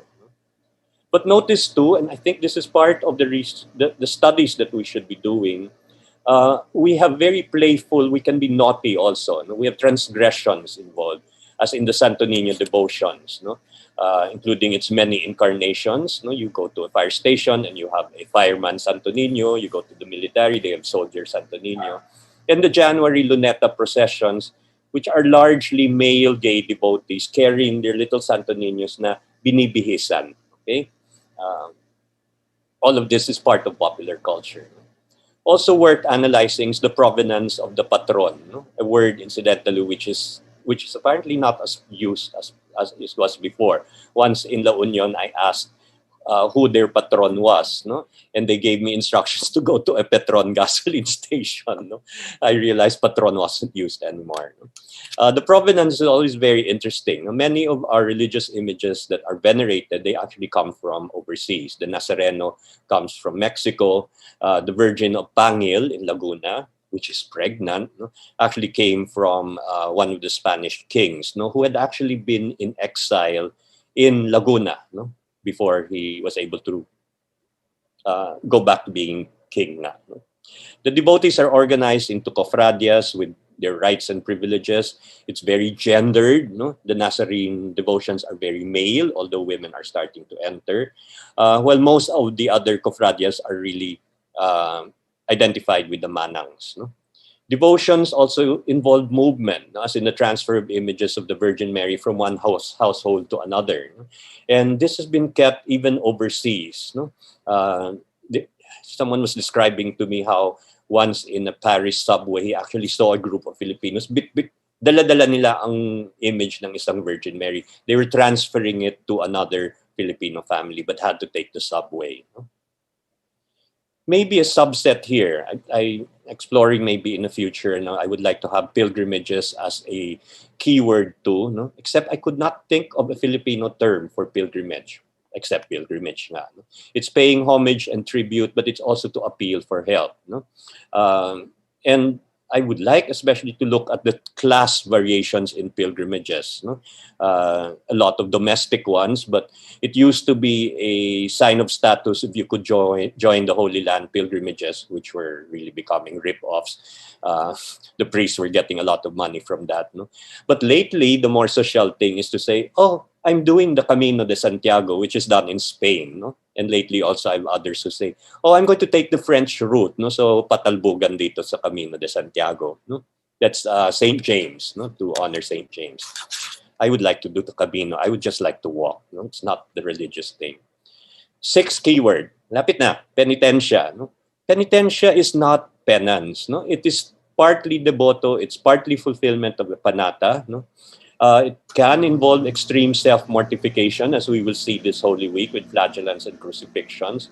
But there's also daily penitentia, more like the sacrifice, when we give up something and we offer it. In our time, I don't know if our younger audience, you still had that in school, the spiritual bouquet, how many Hail Marys and Glory Bees you give. And in a more innocent stage of our life, we actually offered ejaculations, which was not what you're thinking of. Ejaculations were things like Jesus, Mary, and Joseph, Jesus, Mary, and Joseph. Thank you, sign interpreter. I don't know how you translated ejaculation there. Okay. Pain is valuable currency. Health professionals, because I'm a medical anthropology, they're always telling me about patients who do not take their full doses of analgesics, including morphine for cancer. They offer instead the pain to Jesus as part gratitude and an imitation of his passion, his suffering. And it is also partly an appeal, sana gumaling naman ako dito. Okay. So you can see how pervasive religious concepts, Catholic concepts are. I would like to explore, and some of you might do that, to explore pagtitiis din as a form of penitentia. It's the endurance of pain, endurance of people. When you're stuck with a partner who you cannot divorce, that is pagtitiis din. Indulhensya din yan, hindi ka tatagal sa purgatorio. I used to tell people nga na UP's administrators, the deans, ang hirap ng buhay kasi namin. I said, hayaan mo, diretso ka sa langit after you would have done enough penitensya on earth being an administrator. Seventh keyword, katarungan at hustisya. Very important for me. Let's not forget, people often talk about the oppressiveness of the Spaniards. But in 1584, there was a Manila Synod. That was the first group of bishops meeting under a very progressive bishop, whose name I cannot remember suddenly. I'll look it up later. Anyway, I don't want to waste time there. The Manila Synod, and he was very disturbed by the oppression of the Indios, the natives nga. And the Manila Synod was very progressive. It had many provisions for justice and compassion. You have to compensate if you had wronged the Indio. In the process, though, they also documented many of the excesses. So the Manila Synod, Paul Dumol translated this with a lot of annotations, was published by Ateneo de Manila University Press, but it's out of print now. But I suggest that if you're going to understand Catholicism in the Philippines, you must look at the Manila Synod of 1584.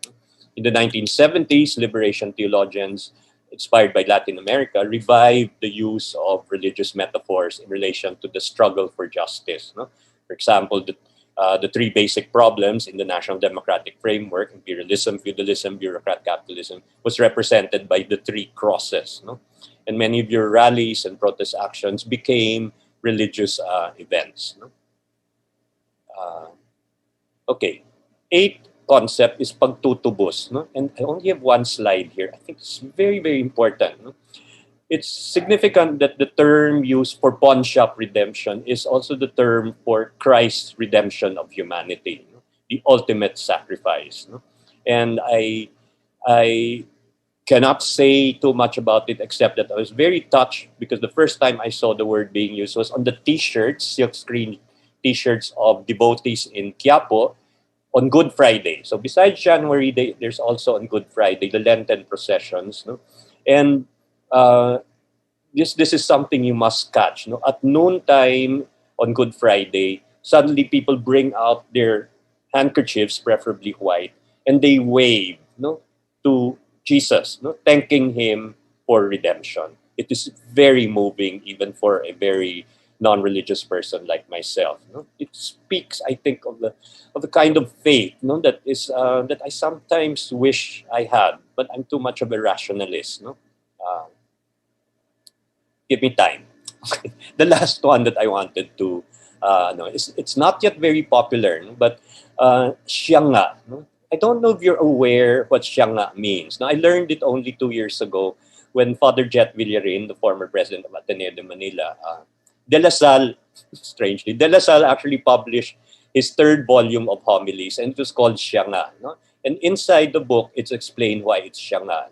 Siyanga is the expression of the three kings when they found Jesus. They came and they said, Siya nga. And that's the origin of our word siya nga, no? Siya nga, no? May our traslasyon, my presentation today, I hope will inspire you. May our traslasyon, our pilgrimages be taken together with others of goodwill. Protestants, no? I will not talk about how the Protestants have challenged Catholics, no? So that we have to work harder, no? Muslims, the Iglesia ni Cristo, and more. No? It is a traslasyon that will replay the journeys of the Spanish friars in trying to understand the Philippines, no? In the numerous relaciones, no? These are published works, which were, relacion means a relating of events, no? Their dictionaries, even their catechism. It is a traslasyon too that looks at the influence of at Protestantism on governance and education during the American colonial period. That is another project that I'd like to handle. Are you aware that the first the two American presidents of UP were actually Protestant pastors, no? And the first Bureau of Education director, who was also an anthropologist, David Barrows, was a very religious Congregationalist. They were actually progressive. No? They were very progressive, a bit backward in the way they viewed us, but they were progressive in wanting education for their newly acquired colony to do their benevolent assimilation. No? Final slide. May we all have our epiphanies as we interrogate, no? Siya nga, no? As we do and as we live an anthropology of Catholicism and Christianity in our search for kabutihan, katarungan, and grasya. Maraming salamat.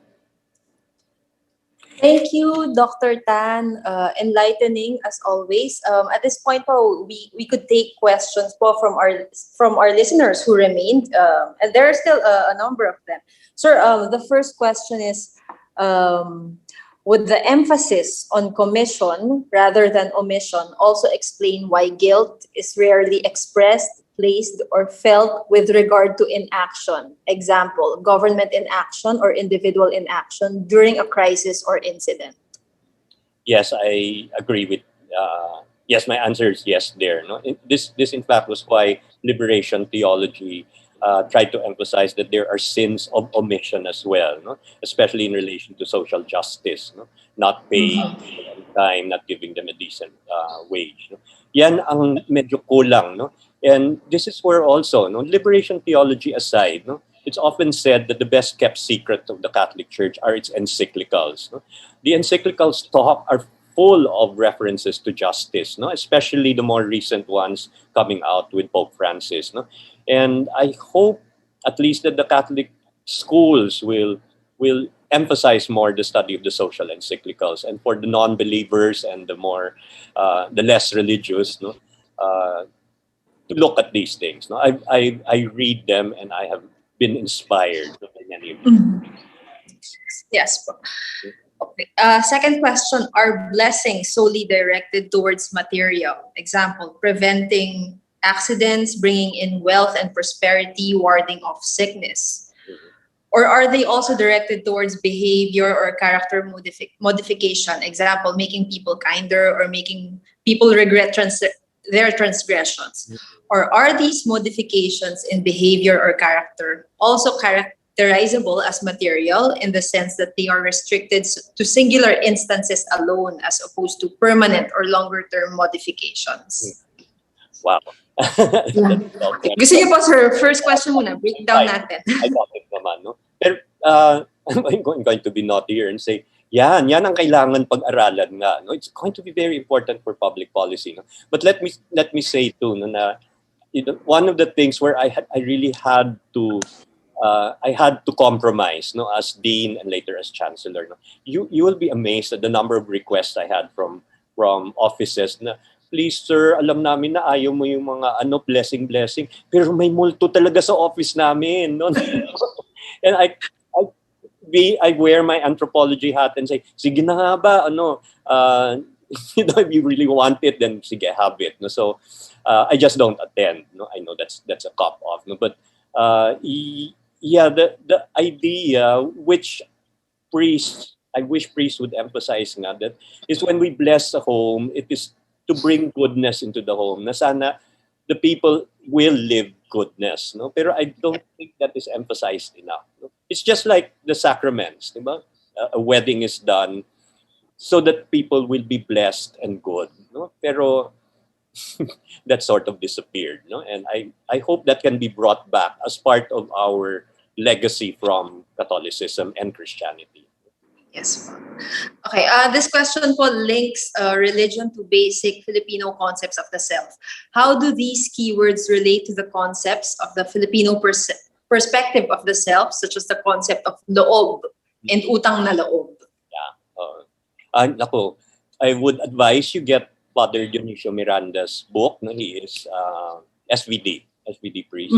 Still Yes. acceptable, no? And it's very good. It's on loob, no? And it takes an SVD priest to write about all the different loob, no? Which interfaces with Catholic values, Christian values in general. No? Of course, Professor Cobar has also talked about loob and labas, right?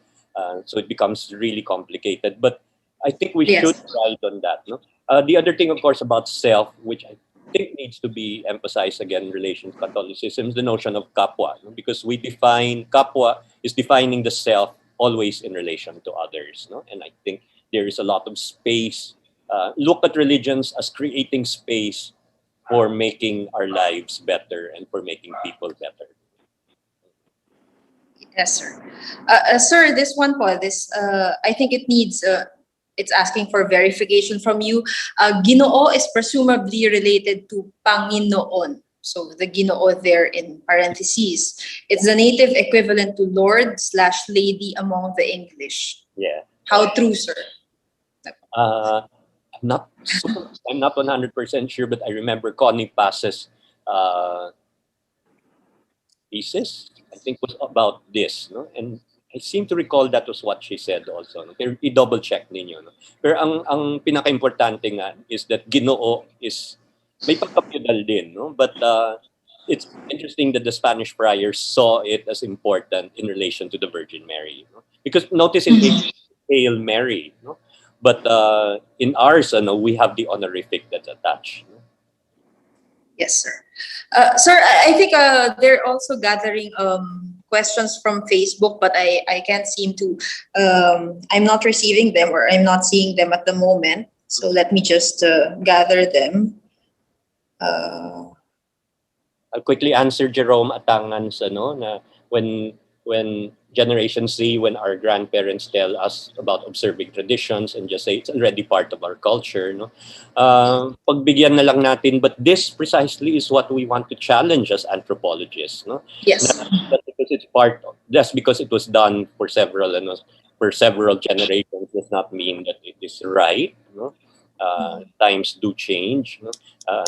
There was a joke before, remember, even, way back, naabutan ko yan because I'm so old, no? We actually had to do fasting and abstinence, malapit na ang Lent, no? Throughout Lent, okay?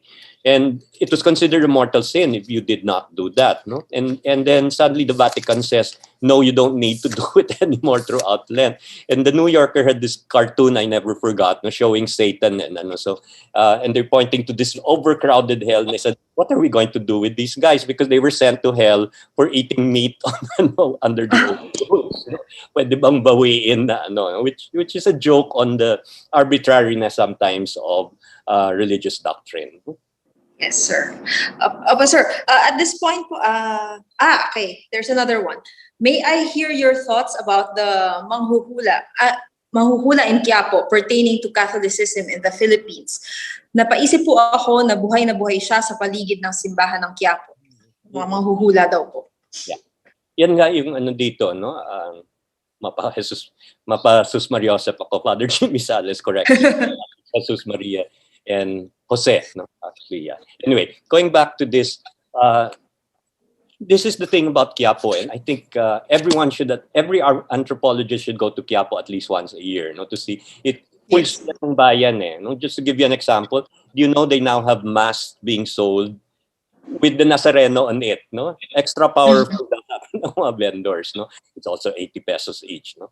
Anyway, Quiapo is such a microcosm also of Philippine society, no? Na we say that we are very Catholic, no? And yet you have the black candles being sold there. It's really mangkukulam. It's kulam.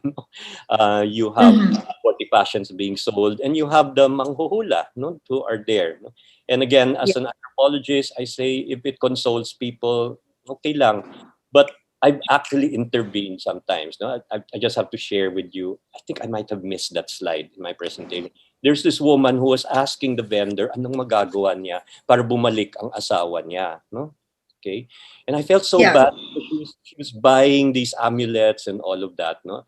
And I wanted to tell her, Mrs., bumili ka na ng kandila dyan na itim. No?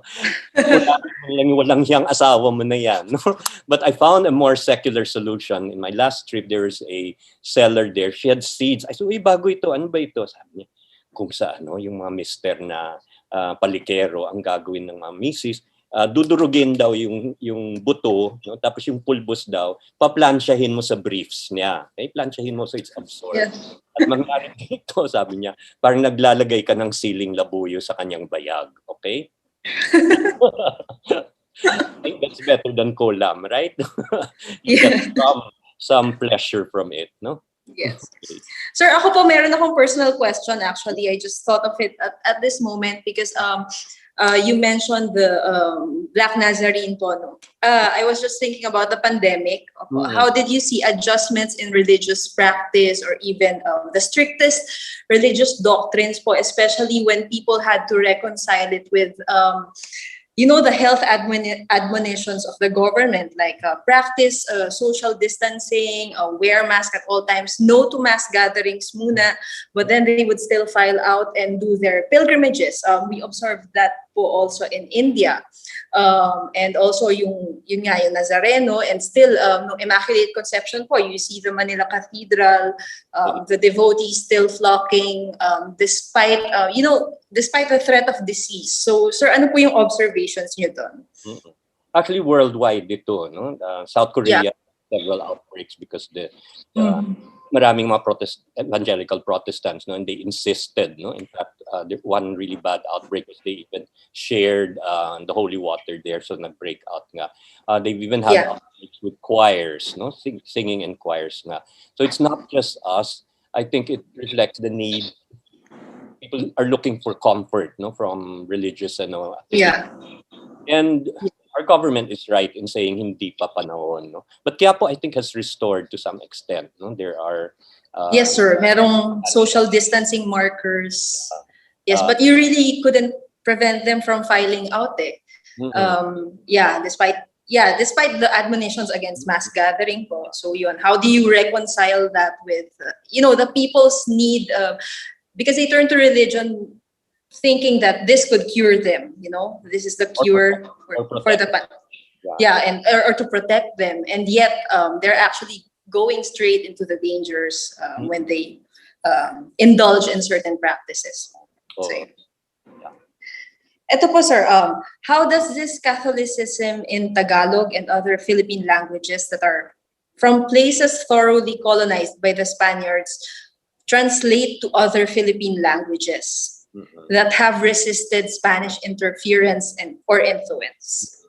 Very good point there, no? I hope that as you do your translation researches, no, that you also look into Cebuano terms, Waray terms, no, and I'm sure mayaman din sa I would like to. I'm handling 2 research classes this sem, and I want them to start coming up with keywords as well in all the other languages. But about resistance, I did want to point out, yes, resistance was stronger in more remote areas. No, we have the expression bajo de campanilla, no, yung under the church bells. If you could hear it, you were under their jurisdiction. And many places were able to resist, no. And you can see, as an example, no, tuloy pa rin yung a lot of the folk beliefs there, na including the use of abortive passions, no, which is very disturbing. Disturbing for me because they're not effective, no, and they actually put the women at risk, no, and I don't know what we can do there. But yeah, so the resistance and the modifications that are being made, that is also something that we need to look at. No? Yes. Okay, sir. At this point, there are no more questions coming in. So, sir, any end notes, any last messages? Yeah. There are two comments in the chats which I think are worthwhile sharing from Dana Janelle Ioy. Sige po. Okay. I forgot to look at the chat room. Okay. Thank you for Dr. Tan. Thank you for such an enlightening talk. I would like to ask if you have any reading suggestions on religious people considering politicians as God sent or God appointed during elections. Interesting. Hindi ganun kadali, as you know. There are entire religious groups that claim that they have the mandate to tell you that God has appointed them. No? And choose your battles. No, mahirap magdebate sa kanila na ano. But I will tell you also, no, that one of the things when you study religions is do not think that all of these are monoliths. No, I know a lot of, sige sabihin ko na, Iglesia ni Cristo, who will tell me, okay, hindi ako naniniwala sa mga God-appointed na yan. But they will never say that publicly in church. No? But I think times will change, people will become more critical and discerning. No? Yes, sir. Sir, what is your reading po of politicians who brandish, idols and mga pala? I mean, what's the cultural attitude that works there? Yeah, it just shows na nga how pervasive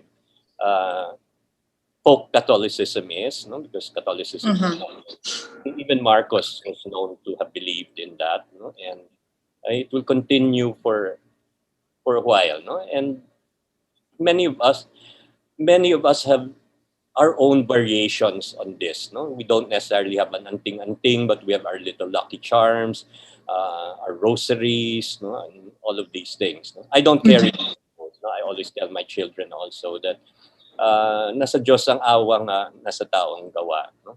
Later on, I will have a more humanist version of that. No? Okay, sir. Sir, siguro po last question.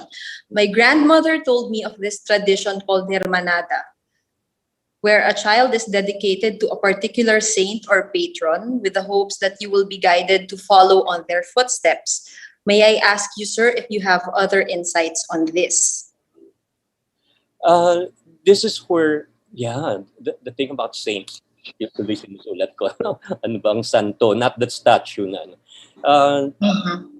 I think it's time also for the Catholic Church and for other educators to point out, no, Misales, St. Carlos nga, that saints are humans too, no, and that they are there when they're canonized. It's a way of saying they're exemplars, no, na pwede nating gayahin ang buhay nila, no. I would not oppose this practice of dedicating to a saint, no, but I would like to see newer saints, no, who are exemplars, no? And I actually tell my children about the blessed Oscar Romero. I don't know if you're aware. Bishop who was assassinated by right-wing forces in the 1980s. He has been beatified, no? And closer to home, many people are not aware that we have a group of martyrs of the Catholic Church has a term below beatification. No? There were 12. A group of 12, 2 Dutch people and 10 people, Filipinos, who died in a ship. No, the ship sank. No, and all the eyewitness accounts talked about how they were busy helping passengers to get into the lifeboats until they themselves could not go to safety. They were working in community-based health programs. They were my personal friends. No? If they were alive today, they would be called communists again by our red taggers. No? I consider them martyrs. I consider them saints. And I will teach my children to remember them on the day of their death. They need to be commemorated. We have enough saints to remember as well. No? Marami yan, including people who died fairly recently or even people who are still alive. They are living saints. I hope that the Catholic Church and Catholic educational institutions can be give more attention to that. No? Si Mr. Kravis, has Oscar Romero been canonized na? Good. That's good to know. Tingnan mo, I'm behind. Thank you for the information. No? So, Saint Oscar na. No? Oscar. Okay. Sir, from... Servants of God, sabi ni Raymond Sebastian. Yung hindi venerable servants of God. No? Sir, from Ms. Gemma Mendoza po, napaka-interesante ang pagpakay sa concepts ng bait at buti. Ang fluidity ng mga Filipino sa pagtanggap sa mga hindi pumapantay sa criteria natin ng perfection. Kaya mabait kesa mabuti, parehong tanggap ng society. Ito po ba ang essence ng ating kultura? Hindi naman essence, no? Pero mahalagang bahagi nga ng kultura natin. I'm worried about mabait eh. Kasi ang mabait, maraming mga mabait pero hindi mabuting tao eh. Politicians lang, di ba? Ay nagbibigay ng giveaways na nga. Mabait siya, no? And that is why you look at the I'm close to despair when you look at the ones who people are thinking of electing president in the next round, no? Actually, sir, yung mabait din lately, parang pag tahimik lang ang tao, pag hindi siya magulo, mabait na. Pag hindi, if he doesn't if he doesn't contradict anyone, mabait na. So yun, it's a very passive way to describe someone. Yeah. I think we should aim for both. Kailangan mabait at mabuti. No? Tama naman po, sir. Diba? Okay, sir. I think we should proceed to the closing remarks po because I think we are pressed for time. Okay, sir. Thank you, and it was really a pleasure to hear your lecture again, and I hope I get to attend one again next time from you. Sir, at this point po, I would like to call on Dr. Kaloy Tatel to deliver the closing remarks of today's forum. Maraming salamat, Frances, and thank you very much, Chancellor, Sir Mike, sa karangalan po na kayo po ang mag-deliver ng keynote. Laging, it's always a pleasure na makasama namin kayo sa mga department activity. So para sa closing remarks, at siguro any closing remarks would siguro highlight yung mga tao, organization na made it possible. So pagpupugay at pagpapahalaga sa kanila, maraming salamat sa mga sa mga nagsipagdalo mula pa kaninang umaga. Maraming salamat sa inyo, sa mga nanatili rito, participants. Thank you very much. Speakers, resource persons, of course our keynote speaker,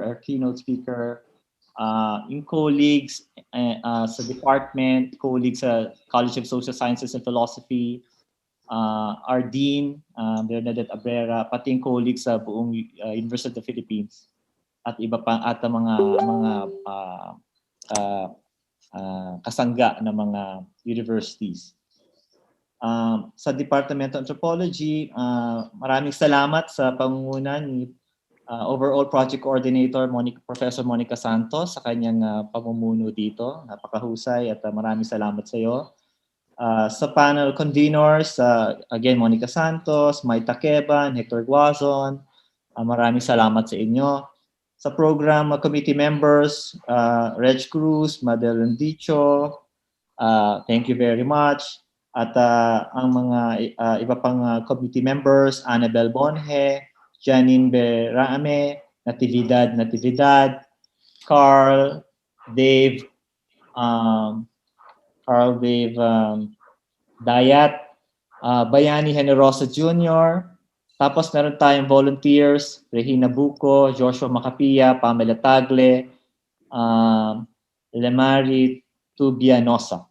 Maraming salamat din sa Office of Initiatives for Culture and the Arts. Sir Mike, kilala mo tong office na ito napakasipag na opisina under the Office of the Chancellor. Headed by Director Cecil De La Paz. Nagpapasalamat tayo sa kanya dahil sa pamamagitan nila, we are holding this under the banner of the OICA. So, at maraming salamat din sa National Historical Commission of the Philippines because the OICA has a partnership arrangement with the NHCP. That's why people from all over the Philippines are watching us right now dahil dito we are beamed through their official Facebook and YouTube accounts. Who else? Sana, meron man ako nakalimutan, sasabihin naman ni Monica Santos yun mamaya. Siguro masasabi ko lang that the year 2021 ay napaka-historic and momentous na year para sa atin. OICA presented or offered 4 themes na kino-commemorate natin in this year. Number 1, yung 500-year anniversary of circumnavigation of the world, 500-year anniversary of the Battle of Mactan, 50-year anniversary of the Proclamation of Martial Law, and the 500-year anniversary of introduction of Christianity in the Philippines. Siyempre, ang Department of Anthropology ay nag-propose ng aktibidad para sa quincentennial ng Christianity in the Philippines. At sa nakita natin sa mga talakayan, speakers in the morning hanggang ngayon, afternoon, as well as yung keynote ni Sir Mike, na we are parang shifting, no, from yung diskurso ng Christianity na focusing only on folk Christianity, moving toward Christianity as an institution, the church itself, from yung interest ng anthropology sa millenarian movements, amulets, panata, and all that, papunta sa pagdidiskurso ng mga pare, ng seminaries, ng bishops, ng mission. Because there's such thing as mission anthropology. So sabay-sabay na natin ginagawa 'yon. Hindi na to yung pagpapahalaga lang sa cultural system, no, how Christianity has shaped our cultural system, pero pati yung Christianity bilang sistema mismo kailangan na rin natin diskurso. Kaya nga merong nagiging popular ngayon na track, which is Anthropology of Christianity, Anthropology of Catholicism. Maraming salamat kay Michael Tan dahil binalik niya tayo doon sa mga keywords. At yun naman talaga, hindi pa tayo tapos doon dahil kahit matagal ng interest ng anthropology yon, ilang dekada na, parang hindi pa rin tayo tapos doon. However, on the side, kailangan din natin i-push yung diskurso para maki-engage tayo sa mga pare, bishop, seminarians, theologians. Kaya lahat yan ay mga gagampanin ng department sa mga susunod na mga panahon. Maraming salamat sa inyong lahat. At sa ngalan ng departamento, kami ay lubos na gagalak na nagawa natin ito. Sabay ng nagtutulungan. Thank you. Thank you, Dr. Tatel. And I also want to thank our speakers for this forum, our audience here in Zoom, on Facebook and YouTube, the UP Diliman Office for Initiatives on Culture and the Arts, and the National Quincentennial Committee of the National Historical Commission of the Philippines. See you po in the other events and activities in the Diliman Arts and Culture Festival 2021. And now for, our alma mater hymn.